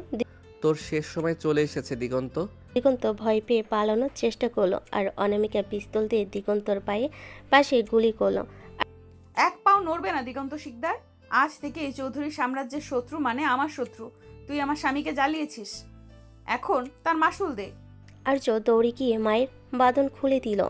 রাজিয়া বেগম আর্যকে জড়িয়ে ধরে কাঁদতে লাগলেন। ঠিক তুই এসেছিস, আমি জানতাম তুই আসবি। মা সরি, আমার জন্য তোমার এই অবস্থা হলো। সেই সময় অর্ণব পেছন থেকে একটা পাথর নিয়ে আর্যকে মারতে গেল। অনামিকা সেটা দেখে ফেলে আর্যর সামনে এসে দাঁড়ালো। পাথরটা অনামিকার কপালে লাগলো, রক্তে ভিজে গেল ওর মুখ। অনামিকা, আর্যর ভেতরটা যেন ছিঁড়ে গেল। সে অনামিকাকে ধরে মাটিতে বসে পড়ল। আর্য সেই কাঠখোট্টা ভাবটা নিমিশেই ওধাও। সে অনামিকার মুখটা নিজের হাতে নিয়ে পাগলের মতো বলতে লাগলো, কেন করলেন এটা? কেন আমার সামনে এলেন? অনামিকা, চোখ মেলুন। সিনিয়রের দায়িত্ব তো জুনিয়রকে বাঁচানো। আচ্ছা আর্য, এখন তো বলবে যে তুমি আমাকে ভালোবাসো। আর্যের চোখ দিয়ে প্রথমবারের মতো জল পড়ল। সে অনামিকার কপালে একটা দীর্ঘ চুমু দিয়ে বলল, আমি আপনাকে অনেক ভালোবাসি অনামিকা। আপনি ছাড়া আমি অসম্পূর্ণ। প্লিজ আমাকে ছেড়ে যাবেন না। পুলিশ এসে দিগন্ত আর অর্ণবকে নিয়ে গেল। অনামিকাকে হাসপাতালে নেওয়া হলো।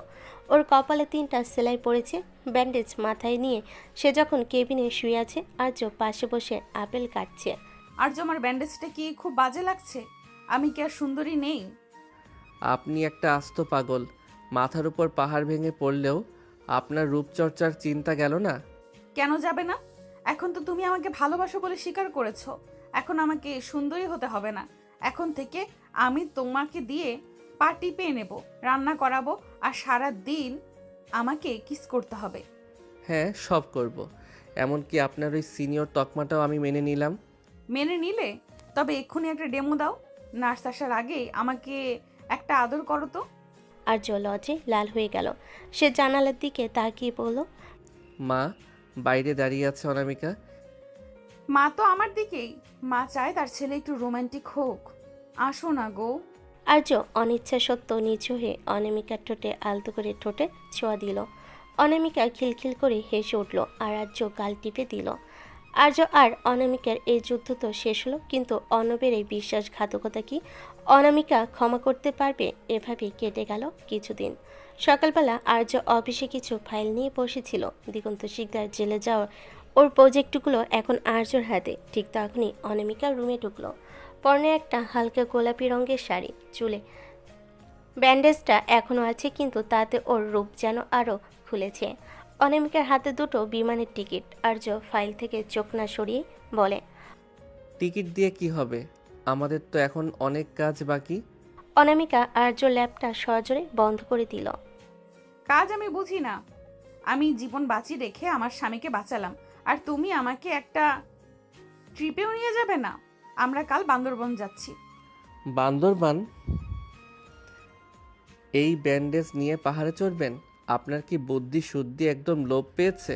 অনামিকা আর্যর কোলের উপর বসে পড়ে, ওর গলায় হাত জড়িয়ে বলে, পাহাড় আমি চড়বো না, তুমি আমাকে কোলে করে চড়াবে। আর শোনো, ওখানে কোনো অফিস নেই, কোনো ল্যাপটপ নেই, শুধু তুমি আর আমি। না বললে কিন্তু আমি এক্ষুনি কপাল থেকে সেলাই খুলে ফেলবো। উফ, আপনি একটা জঘন্য ব্ল্যাকমেইলার। ঠিক আছে, যাচ্ছি। এবার তো কোল থেকে নামুন, মা দেখে ফেললে কি ভাববেন? বান্দরবনের নীলগিরিতে একটা আলিশান কটেজ বুক করেছে অনামিকা। পাহাড়ের চূড়ায় মেঘের আনাগোনা। আর্য চেয়েছিল একটু শান্তিতে পাহাড় দেখবে, কিন্তু অনামিকার ইচ্ছা ভিন্ন। সে আর্যকে দিয়ে হরেক রকমের ঢঙের ছবি তোলাতে ব্যস্ত। আর্য, এই অ্যাঙ্গেল থেকে একটা ফটো তুলো তো। এমনভাবে তুলবে যেন আমাকে মেঘের উপর দাঁড়িয়ে থাকা অপ্সরা লাগে। আপনাকে অপসরা না, ডাইনি লাগছে। রোদে আপনার নাক লাল হয়ে গেছে। চলুন ভেতরে যাই। তুমি আমায় ডাইনি বললে? দাঁড়াও, তোমার শাস্তি পাওনা রইল। বলে অনামিকা পাহাড়ের ঢালু রাস্তা দিয়ে দৌড় দিল। আর্য ভয় পেয়ে ওর পেছনে ছুটল। আরে অনামিকা, আপনার কপালে সেলাই, দৌড়াবেন না। দৌড়াতে গিয়ে অনামিকা ঘাসের উপর আছাড় খেয়ে পড়ল। আর্য দ্রুত গিয়ে ওকে ধরল। অনামিকা ব্যথার ভান করে কান্না শুরু করলো। উফ, আমার মনে হয় পা ভেঙে গেছে, আমি আর হাঁটতে পারবো না। আর্য বাধ্য হয়ে অনামিকাকে পা জকলা করে কটেজ পর্যন্ত নিয়ে এলো। রুমে ঢোকার পর অনামিকা খিলখিল করে হেসে আর্যর গলা জড়িয়ে ধরল। কেমন দিলাম? আমি জানতাম তুমি আমাকে কোলে না নিয়ে ছাড়বে না। জুনিয়রদের উপর সিনিয়রের এইটুকু জোর তো থাকেই। রাতের বেলা কটেজের বারান্দায় আর্য আর অনামিকা বসে আছে। চারিদিকে ঝিঝি পোকার ডাক আর কুয়াশার চাদর। অনামিকা আর্যর বুকের উপর মাথা রেখে শুয়ে আছে। অনামিকা, আপনি মাঝে মাঝে এত পাগলামি করেন কেন? মাঝে মাঝে আমার খুব ভয় হয় আপনাকে নিয়ে। অনামিকা আর্যর চোখের দিকে তাকিয়ে বলে, ভয় পাও না কেন? তুমি আছো না আমাকে সামলানোর জন্য। জানো আর্য, আমি সারা জীবন এমন একজনকেই চেয়েছিলাম যে আমার সব শাসন মুখ বুজে সহ্য করবে, আবার বিপদের সময় বাঘের মতো গর্জে উঠবে। আমি খুব লাকি যে তোমাকে পেয়েছি। অনামিকা আর্য শার্টের বোতাম নিয়ে খেলা করতে করতে ওর কপালে একটা চুমু দিল। আর্য ভেতরে সেই কাঠখোট্টা ভাবটা গলে জল হয়ে গেল। সে অনামিকাকে শক্ত করে জড়িয়ে ধরল। আমিও হয়তো আপনাকে ছাড়া এত দূর আসতে পারতাম না। আপনার জেদি আমাকে বাঁচিয়ে রেখেছে। অনামিকা এবার আর্য ঠোঁটে আলতো করে কামড় দিল। আর্য শিহরিত হয়ে উঠল। অনামিকা ফিসফিস করে বলল, কাল তো আমাদের বাসর রাতটা ঠিকঠাক হয়নি, কিন্তু আজ কোনো অজুহাত চলবে না। আর্য আর কোনো কথা বলল না। সে অনামিকাকে বিছানায় শুয়ে দিয়ে ওর উপর ঝুঁকে পড়ল। কুয়াশা ঘেরা সে নির্জন পাহাড়ে আর্য আর অনামিকার ভালোবাসা এক অন্য মাত্রায় পৌঁছালো। সিনিয়রের দাপট আর জুনিয়রের তেজ একে অপরের ভেতরে বিলীন হয়ে গেল। তাদের শরীরের উত্তাপে যেন পাহাড়ের শীতলতাও হার মানল। দীর্ঘক্ষণ ধরে চলা সেই গভীর ঘনিষ্ঠতায় অনামিকা বারবার আর্যর পিঠে নখ দিয়ে আঁচড় কাটছিল, আর আর্য ওর ঘাড়ে কাছে মুখ লুকিয়ে তপ্ত নিঃশ্বাস ফেলছিল। সকালবেলা আর্য যখন ঘুম ভাঙল সে দেখল অনামিকা নেই। ও ভয় পেয়ে গেল। বাইরে বেরিয়ে দেখল অনামিকা স্থানীয় পাহাড়িদের সাথে গোল হয়ে বসে মদ তৈরি প্রক্রিয়া দেখছে। অনামিকা, আপনি এখানে কি করছেন? আপনার মাথা কি আসলেও গেছে? অনামিকা একটা বাঁশের গ্লাস হাতে নিয়ে বলে, আর আরে আর্য এসো, এরা বলছে এই ড্রিঙ্কটা খেলে নাকি সব টেনশন দূর হয়ে যায়, একটু ট্রাই করো না। খবরদার, ওটা ছোবেন না। চলুন রুমে চলুন, আমরা আজই ঢাকা ফিরছি। আমি যাব না, আমার পাহাড় ভালো লেগেছে, আমি এখানে ঘর বাঁধবো। ঘর বাঁধবেন? খাবেন কি? পাহাড়ি জুম চাষ করবেন? চলুন বলছি। আর্য জোর করে অনামিকাকে কাঁধে তুলে নিয়ে রুমের দিকে হাঁটা দিল। অনামিকা পা ছুড়ে চিৎকার করতে লাগলো। ছাড়ো আমায়, আমি বড়, আমি সিনিয়র, তুমি আমাকে এভাবে কাঁধে নিতে পারো না। আর যদি বস তার হাজবেন্ডের উপর ডমিনেট করে?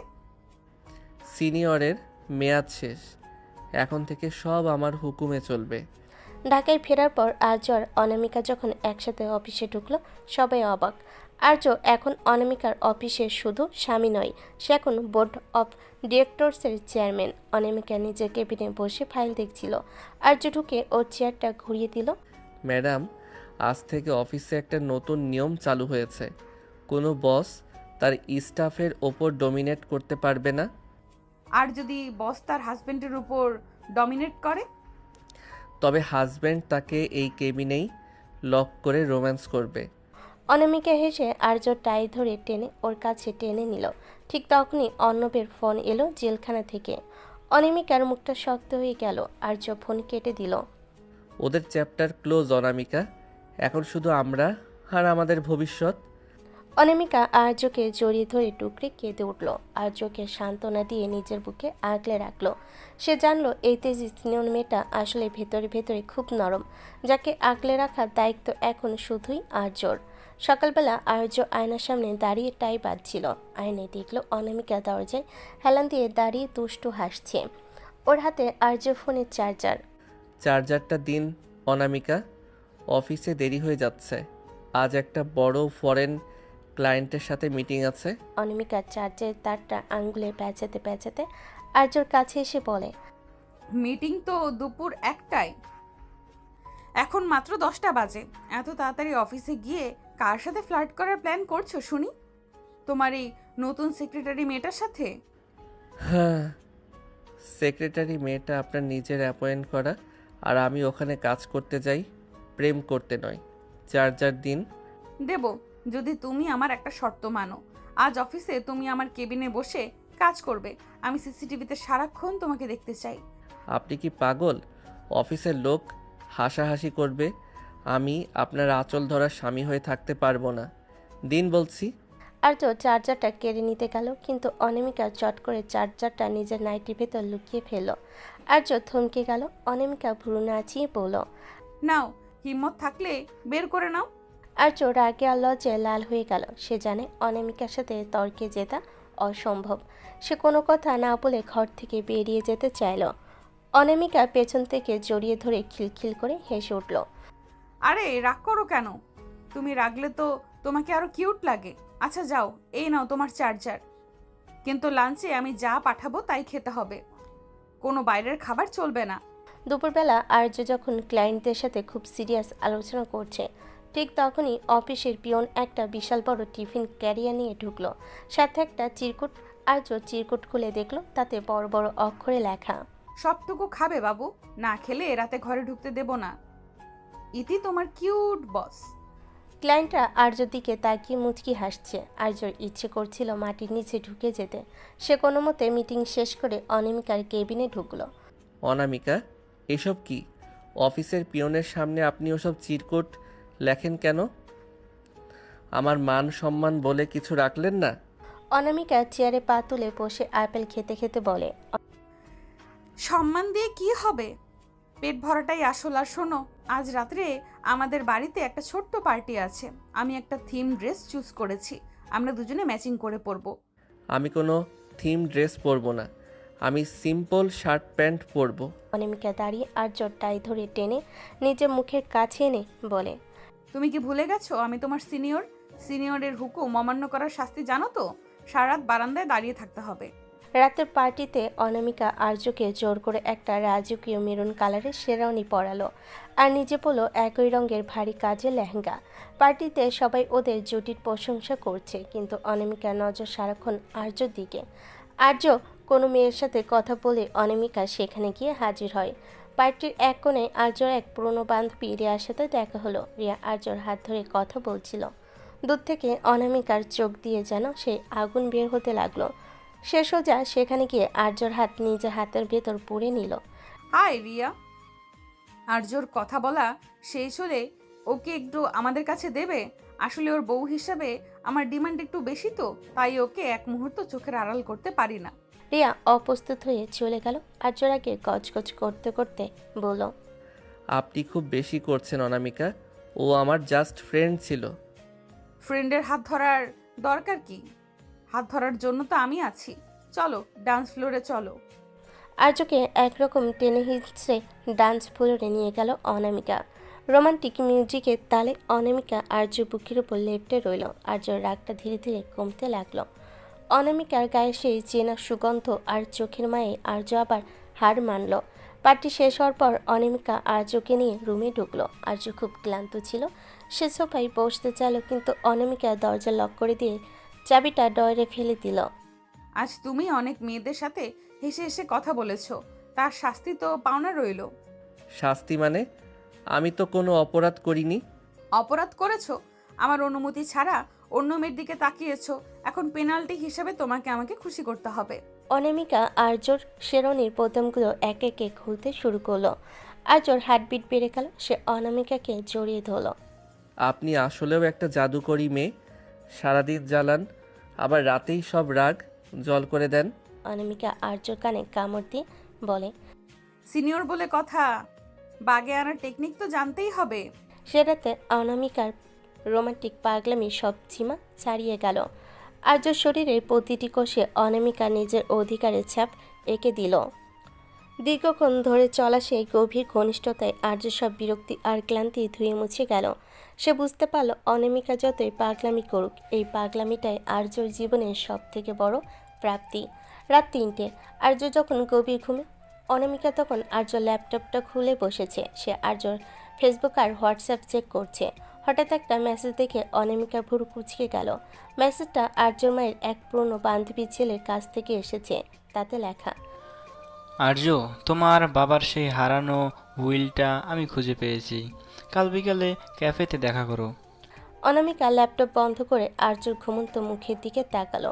সে মনে মনে ভাবল, আর্যকে এই ঝামেলার মধ্যে আমি একলা যেতে দেব না। সিনিয়রের গোয়েন্দাগিরি এবার আবার শুরু হবে। সকালবেলা আর্য ঘুম থেকে উঠে দেখল অনামিকা বিছানেই নেই। সাধারণত অনামিকা বেলা পর্যন্ত ঘুমায়, কিন্তু আজ সে আগেভাগেই উঠে তৈরি। আর্য বাথরুমে যাওয়ার জন্য পা বাড়াতে দেখল দরজার উপর একটা বড় পোস্টার লাগানো।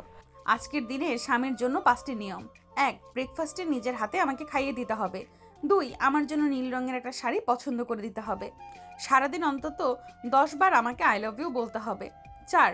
কোনো বাইরের কল ধরা যাবে না। 5. রাতে বাড়ি ফেরার সময় আমার প্রিয় চকলেট ডাবা কেক আনতে হবে। আর্য হো হো করে হেসে উঠল। সে বুঝল অনামিকা তাকে ব্যস্ত রাখতে চাইছে, যাতে সে ওই ক্যাফেতে একা যেতে না পারে। আর্য অনামিকাকে পেছন থেকে জড়িয়ে ধরে।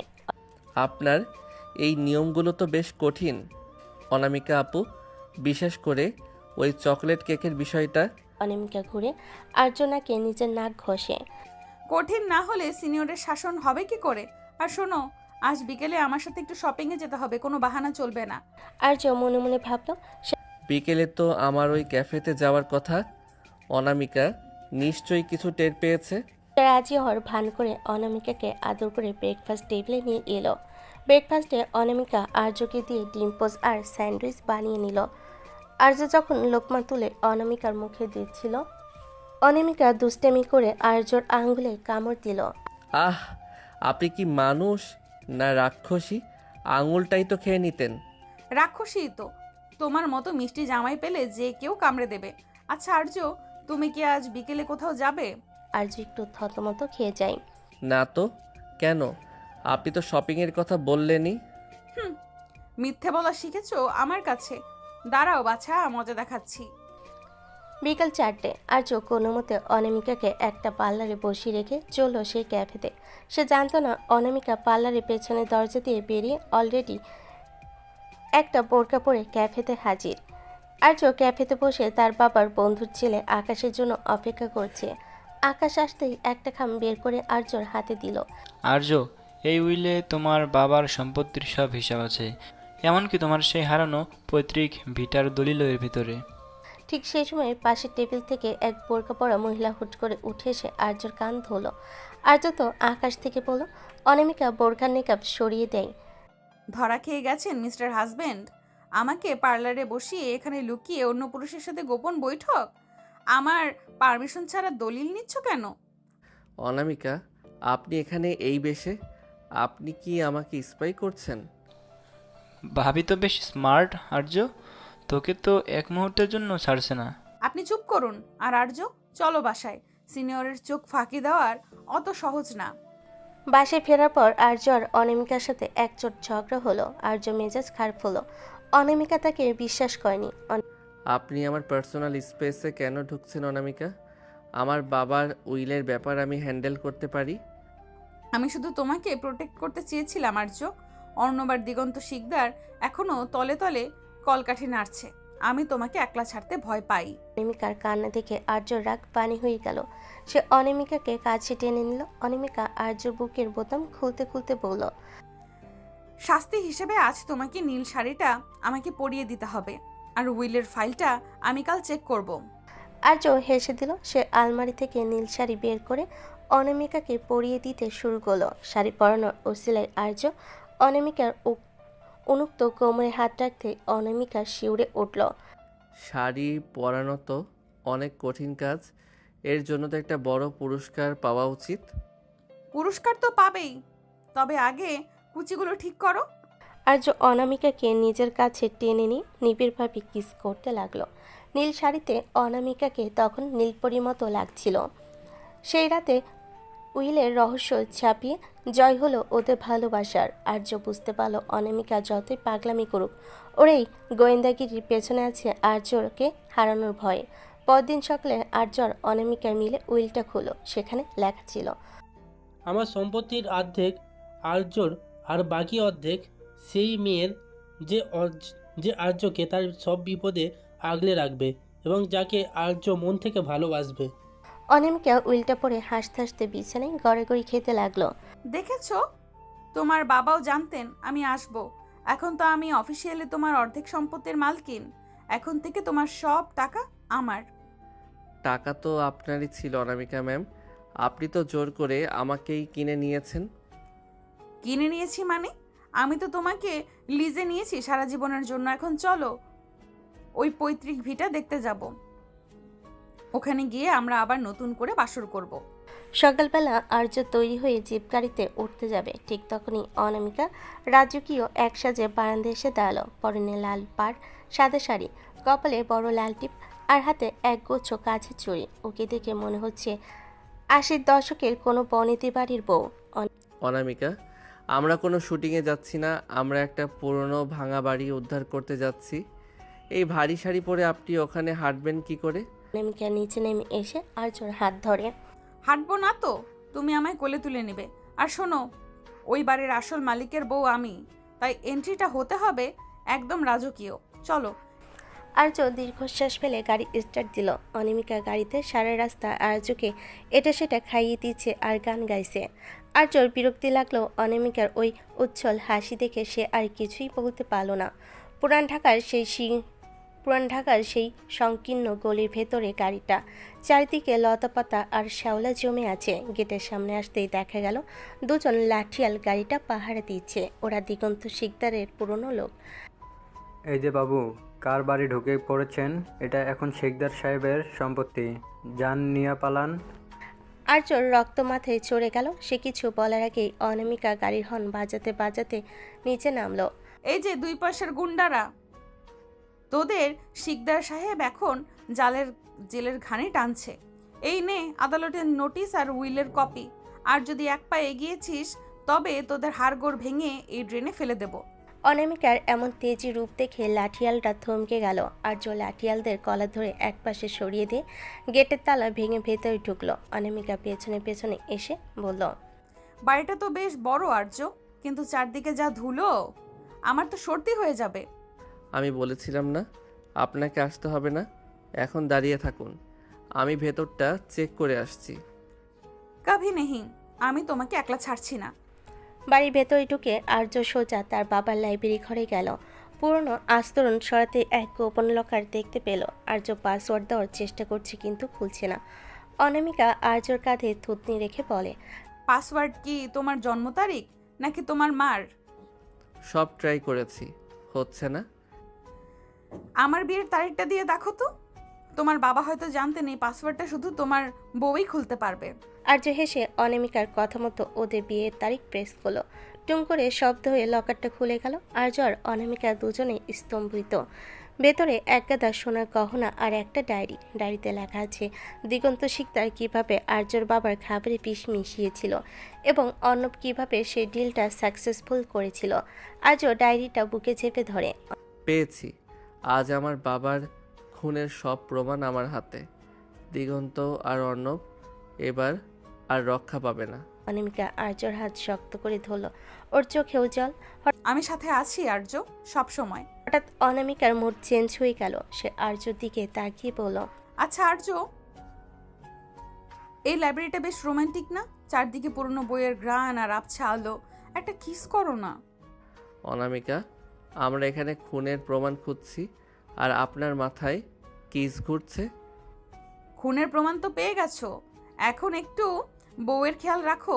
দেখো ধুলায় তোমার শাড়িটা নষ্ট হয়ে গেছে। অনামিকা আর্যর সাথে কলার ধরে নিচের দিকে টেনে নিল। আর্য আর নিজেকে সামলাতে পারল না। সেই ধুলোমাখা পূর্ণ লাইব্রেরিতে বাবার স্মৃতিমাখা ঘরে মাঝখানে সে অনামিকার ঠোঁটে নিবিড়ভাবে হারিয়ে গেল। সিনিয়রের সেই জেদি ভালোবাসা আর্য সব দুঃখ ভুলিয়ে দিল। আর্য সন্ধ্যায় ঠিক করলো তারা আজ রাতে বাড়িটা পরিষ্কার করে এখানে থাকবে। মাকেও ফোন করে জানিয়ে দিল। অনামিকা নিজের হাতে একটা ঘর পরিষ্কার করলো। সে মোমবাতি জ্বালিয়ে সারা ঘর সাজালো। বিদ্যুৎ নেই এখানে, আপনি মোমবাতি জ্বালিয়ে বসে আছেন। বিদ্যুৎ দিয়ে কি হবে? আজ আমরা মোমবাতির আলোয় ডিনার করব। আর শোনো, আজ কিন্তু আমি মেঝেতে ঘুমাবো না, তুমি আমাকে তোমার কোলের উপর নিয়ে বসে থাকবে। আপনি আসলেই একটা পাগলি। আচ্ছা ঠিক আছে, আপনার কথাই সই। আজও মেঝেতে একটা চাদর বিছালো। অনামিকা আর্যর বুকে মাথা রেখে শুয়ে পড়ল। বাইরে ঝিঝিপকার ডাক আর ভেতরে মোমবাতির আলো। অনামিকা আর্যর আঙ্গুল নিয়ে খেলতে খেলতে বলল, আর যে বাড়িটা আমরা আবার আগের মতো করব। এখানে আমাদের ছোট ছোট বাচ্চারা খেলবে। আর্য অনামিকার কপালে চুমু দিয়ে বলে, বাচ্চাদের কথা পরে হবে, আগে এই সিনিয়র বউকে সামলাই। আর্য অনামিকাকে নিজেদের সাথে পিষে ধরল। সেই রাতে পুরনো প্রাসাদের দেওয়ালে দেওয়ালে অনুরণিত হলো ওদের ভালোবাসার শব্দ। অনামিকার আদিম নেশা আর আর্য দীর্ঘদিনে জমে থাকা আবেগ এক হয়ে মিশে গেল। দীর্ঘক্ষণ ধরে চলা সেই ঘনিষ্ঠতায় অনামিকা বারবার আর্যর নাম ধরে ডাকছিল, যেন সে আর্যকে নিজের আত্মার ভেতর গেঁথে নিতে চায়। ভোরবেলা যখন আর্যর ঘুম ভাঙল, সে দেখল গেটের বাইরে কয়েকটা কালো গাড়ি এসে দাঁড়িয়েছে। গাড়ি থেকে নামলো দিগন্ত শিকদারের সেই বড় ছেলে, যে বিদেশ থেকে ফিরেছে তার বাবার প্রতিশোধ নিতে। অনামিকা তৈরি হয়ে নিন, আসল লড়াই এবার শুরু হতে যাচ্ছে। অনামিকা চোখ মুছে শাড়ির আঁচলটা কোমরে শক্ত করে বাঁধল। আমি রেডি আর্য, সিনিয়রের সামনে দিয়ে যেতে হলে ওদের আগে আমাদের সাথে লড়তে হবে। গেটের বাইরে কালো গাড়ির পহর দেখে আর্য দ্রুত ডায়েরিটা নিজের হুডির ভেতর লুকিয়ে নিল। অনামিকা তখন ওর অগোছালো শাড়িটা ঠিক করে আর্যর পাশে এসে দাঁড়িয়েছে। ওর চোখে এখন আর সেই রোমান্টিক নেশানেই আছে শিকারী পাখিনি ক্ষিপ্ততা। অনামিকা, আপনি পেছনের দরজা দিয়ে বের হয়ে যান। জাওয়াদ খুব বিপজ্জনক, ও ওর বাবার চেয়েও নিষ্ঠুর। একদম চুপ, আমি তোমাকে আগেও বলেছি সিনিয়রের সাথে কোনো জুনিয়র বলি হতে পারে না। আমি কোথাও যাচ্ছি না, চলো দেখি ওই বিলেতি কুত্তা কত বড় শিকারী। জাওয়াদের হাতে একটা বেসবল ব্যাট। সে সশব্দে দরজার লাথি মেরে ভেতরে ঢুকলো। পেছনে তার 1 ডজন সশস্ত্র গুন্ডা। বাহ, চমৎকার রোমান্টিক জায়গা তো বেছে নিয়েছো আর্য। তা বাবা, ডায়েরিটা কি আজ বাসর রাতের গল্প হিসেবে পড়বে বলে ঠিক করেছো? ডায়েরিটা তোর বাবার পাপের দলিল জাওয়াদ, এটা এখন পুলিশের হাতে যাবে। তুই এখান থেকে ফিরে যা, নয়তো তোর কপালেও তোর বাবার মতো জেলের ভাত জুটবে। পুলিশ? পুলিশ আসার আগে এই পুরনো বাড়ির তোর আর তোর এই সুন্দরী বইয়ের খবর হবে। গাড়িটা দে, নয়তো তোর সামনেই অনামিকাকে তুলে নিয়ে যাব। জাওয়াদের এই নোংরা কথা শুনে আর্য রক্ত মাথায় চড়ে গেল, কিন্তু আর্য কিছু করার আগেই অনামিকার সামনে এগিয়ে গেল। অনামিকা হুট করে ওর শাড়ির আঁচলটা কোমরে এক পাক দিয়ে ভালো করে খুঁট দিয়ে বাঁধল। তারপর হাতের কাছে চুড়িগুলো ঝনঝন করে ভেঙে ফেলল। এই যে লন্ডনী বাদর, তোমার সাহস তো কম না। আমার সামনে দাঁড়িয়ে আমার হাজবেন্ডকে থ্রেট দিচ্ছ আর আমাকে তুলে দিবি? আয় দেখি তোর কত জোর। অনামিকা হুট করে লাইব্রেরি কোণ থেকে একটা পুরনো পিতলের ফুলদানি তুলে জাওয়াদের দিকে ছুঁড়ে মারল। জাওয়াদ মাথা সরিয়ে নিল। ফুলদানিটা তার এক গুন্ডার নাকে লাগলো। অনামিকা, আপনি এটা কি করলেন? দাঁড়িয়ে থাকো না আর্য, মার শুরু করো। আমি ডান দিক সামলাচ্ছি, তুমি বাম দিক। আর্য আর দেরি করলো না, সে একটা কাঠের চেয়ার ভেঙে জাওয়াদের গুন্ডাদের উপর ঝাঁপিয়ে পড়ল। আর্যর খুশি আর লাথিতে গুন্ডারা ধরাশায়ী হতে শুরু করলো। অন্যদিকে অনামিকা কোনো অংশে কম নয়। সে লঙ্কার গুঁড়ো যা সে সবসময় ব্যাগে রাখে বের করে জাওয়াদের চোখে স্প্রে করে দিল। জাওয়াদ চোখ চেপে ধরে চিৎকার করে। আহ, আমার চোখ! শয়তান মেয়ে, তোকে আমি ছাড়বো না। ছাড়বি না মানে? আগে চোখে পানি দে, তারপর কথা বলিস। অনামিকা একটা পুরনো ভারী হারিকেন দিয়ে জাওয়াদের পিঠে সজোরে আঘাত করলো। জাওয়াদ মাটিতে পড়ে কুঁকড়ে গেল। পুরো ঘর তখন রণক্ষেত্রে পরিণত হয়েছে। আর্য শেষ গুন্ডাটাকে জানালার কাছ দিয়ে বাইরে ফেলে দিয়ে হাঁপাতে হাঁপাতে অনামিকার কাছে এলো। অনামিকার কপালে ঘাম, শাড়ির এক পাশ ছিঁড়ে গেছে, কিন্তু ওর মুখে জয়ের হাসি। আর্য অনামিকাকে জড়িয়ে ধরে। আপনি তো আসলেও রণচণ্ডী। আমি তো জানতাম আপনি শুধু বকবক করতে পারেন। বকবক তো করি, তবে দরকারে মানুষের হাড়ও চিবাই। এখন ওই জাওয়াদকে বেঁধে ফেলো। আর্য জাওয়াদকে দড়ি দিয়ে চেয়ারের সাথে বাঁধল। ঠিক তখন পুলিশের সাইরেন শোনা গেল। আর্য সেই গোপন সোর্স পুলিশ নিয়ে হাজির হয়েছে। জাওয়াদ আর তার দলবলকে পুলিশ ভ্যানে তোলা হলো। পুলিশ চলে যাওয়ার পর আর্য আর অনামিকা বিধ্বস্ত অবস্থায় সেই লাইব্রেরি মেঝেতে বসে পড়ল। আর্য অনামিকার মুখটা নিজের হাতে তালুর মধ্যে নিয়ে ওর কপালে একটা দীর্ঘ চুমু দিল। থ্যাংক ইউ অনামিকা, আপনি আজ না থাকলে হয়তো আমি নিজেকে সামলাতে পারতাম না। আবার থ্যাংক ইউ? আমি কি তোমার বাইরের কেউ? সিনিয়রের সম্মান তো জুনিয়রকেই রক্ষা করতে হবে। আচ্ছা আর্য, আমার খুব পানির পিপাসা পেয়েছে। আর্য উঠে পানি আনতে যাচ্ছিল, কিন্তু অনামিকা ওর হাত টেনে আবারও নিচে বসিয়ে দিল। পানির চেয়েও বড় একটা ডিমান্ড আছে। আজ তুমি আমায় কথা দিয়েছিলে না এই বাড়িতে আমরা আবার বাসর করব? কাজ তো শেষ, এখন কথা রাখো। এই অবস্থায় আপনার গায়ে তো ধুলোবালি, কপালে চোট। ধুলোবালি সই, আজ এই বিজয়ের রাতে আমি তোমাকে এক মুহূর্তের জন্যও ছাড়বো না। আর্য অনামিকাকে কোলে তুলে নিয়ে সে পরিষ্কার করা রুমটাতে এলো। মোমবাতিগুলো তখনও জ্বলছিল। আর্য অনামিকাকে বিছানায় শুয়ে দিয়ে ওর ভেজা চুলে ঘ্রাণ নিল। অনামিকা আর্য শার্টের বোতাম খুলতে খুলতে বলল, আর্য, এখন থেকে এই বাড়িটা হবে আমাদের ভালোবাসার দুর্গ। এখানে কেউ আমাদেরকে ডিস্টার্ব করতে পারবে না। আর্য অনামিকার ঠোঁট জোড়া নিজে দখলে নিয়ে নিল। সেই রাতে ঝগড়া, মারামারি আর প্রতিশোধের সব তিক্ততা ধুয়ে মুছে গেল ওদের উষ্ণ মিলনে। অনামিকা আর্যর পিঠের উপর নখ দিয়ে গভীর আঁচড় কাটছিল, আর আর্যর উন্মুক্ত ঘাড়ে নিজের অস্তিত্বের ছাপ এঁকে দিচ্ছিল। দীর্ঘক্ষণ ধরে চলা সেই গভীর ঘনিষ্ঠতায় অনামিকা বারবার ফিসফিস করে বলছিল, তুমি শুধু আমার আর্য, চিরকালের জন্য শুধু আমার। পরদিন সকালে সূর্য যখন উঠল, আর্য দেখল অনামিকা শান্ত শান্তিতে ওর বুকে মাথা রেখে ঘুমাচ্ছে। আর্য মনে মনে ভাবল, এই সিনিয়র মেয়েটা আমার জীবনটাকে নরক বানাতে চেয়েছিল, কিন্তু ওই এখন আমার স্বর্গ। আর্যর অনামিকার জীবনে এখন সব ঝামেলা শেষ, কিন্তু অনামিকার মাথায় তখন নতুন ভূত চাপে। তখন শান্তি মানে এক কাল্পনিক শব্দ। আর্যর পৈতৃক ভিটা উদ্ধারের পর ওরা এখন ঢাকায় নিজেদের প্রাসাদে ফিরেছে। আর্য ভেবেছিল এবার হয়তো একটু শান্তিতে ব্যবসায় মন দিতে পারবে, কিন্তু অনামিকা তো সিনিয়র শিক্ষিক, আর অত সহজে আর্যকে কাজে মন দিতে দেয়। সকালবেলা আর্য ঘুম থেকে উঠে দেখলো ওর সব দামি দামি স্যুট আর শার্ট আলমারি থেকে গায়েব।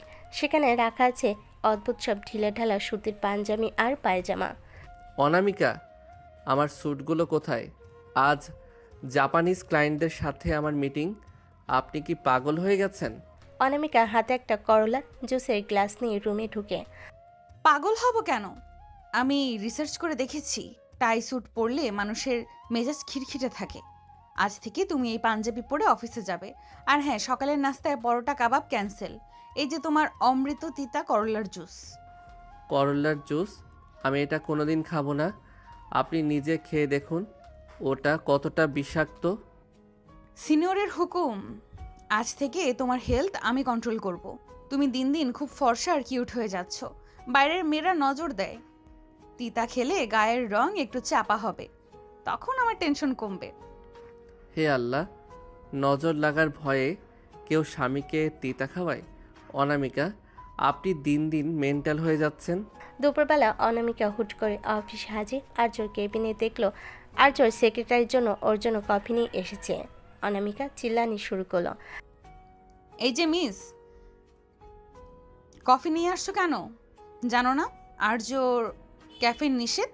যাও এক গ্লাস ডাবের পানি নিয়ে আসো। আর আর্য, চলো আজ আমরা লাঞ্চ বাইরে করব না, আমি তোমার জন্য নিজ হাতে রান্না করে এনেছি।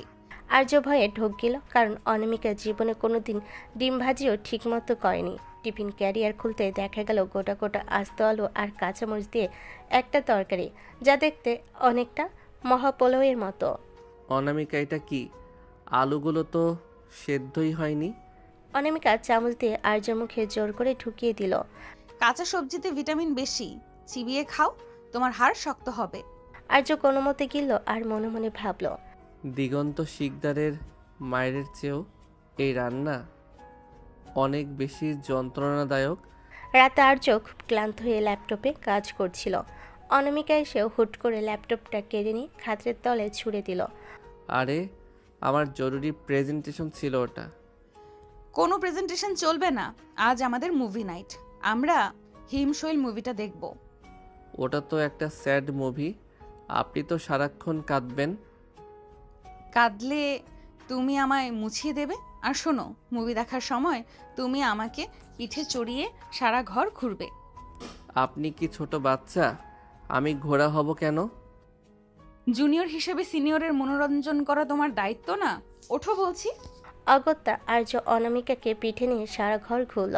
অনামিকা ওর কান টানছে আর হাসছে। একসময় আর্য ক্লান্ত হয়ে বিছানায় ধপাস করে পড়ল। অনামিকা ওর ওপর চড়ে বসে ওর পাঞ্জাবির বোতামগুলো খুলতে লাগলো। অনামিকা, প্লিজ, আজ খুব টায়ার্ড, কাল অফিস আছে। অনামিকা আর্যনাকে একটা কামড় দিয়ে বলল, অফিস তো রোজই থাকে, কিন্তু সিনিয়রের ডিমান্ড তো রোজ পূরণ হয় না। আজ তোমার নিস্তার নেই। অনামিকা আর্য বুকের পশম নিয়ে খেলা করতে করতে ওর ঠোঁট নিবিড়ভাবে মিশে গেল। আর্য সব ক্লান্তি নিমেষেই উবে গেল। অনামিকার সেই মাদকতাময় পাগলামিতে আর্য নিজেকে সঁপে দিল। ঘরের এসি তখন 16 ডিগ্রিতে, কিন্তু ওদের শরীরে উত্তাপে যেন ঘরটা জ্বলছে। আর্য, তুমি কি জানো, তুমি যখন রাগ করো তখন তোমাকে আরো বেশি ভালোবাসতে ইচ্ছে করে। আমি জানি, আপনার এই পাগলামি না থাকলে আমার জীবনটা একদম পাঞ্চে হয়ে যেত। আপনি আমার সেই দজ্জাল সিনিয়র, যাকে ছাড়া আমি এক মুহূর্তও চলতে পারি না। সেই রাতে ওদের ঘনিষ্ঠতা এক নতুন উচ্চতায় পৌঁছালো। অনামিকার সেই অধিকার বোধ আর আর্যর আত্মসমর্পণ মিলেমিশে একাকার হয়ে গেল। সকালবেলা আর্য ঘুম থেকে উঠে দেখল ও ডান হাতে একটা মেহেদি দিয়ে বড় করে লেখা প্রপার্টি অফ অনামিকা। অনামিকা, এটা কি করেছেন? আমি কি আপনার জমি যে সাইনবোর্ড লাগিয়ে দিলেন? বউয়ের জমি তো, যাতে অফিসে গিয়ে কোনো মেয়ে তোমার হাত ধরলে বুঝতে পারে এটার মালিক অলরেডি বুকড। আর্য আর কিছু বলল না। সে বুঝলো এই মেয়ের সাথে লড়াই করে জেতা অসম্ভব। সে অনামিকাকে আবার জড়িয়ে ধরে বিছানায় শুয়ে দিল। ঠিক আছে, আমি প্রপার্টি হয়েই থাকব, কিন্তু এই প্রপার্টির ট্যাক্স হিসেবে এখন আপনাকে আমার জন্য চা বানিয়ে আনতে হবে। অনামিকা খিলখিল করে হেসে উঠল। এভাবেই চলতে থাকলো জুনিয়র বর আর সিনিয়র বউয়ের প্রেম কাহিনী।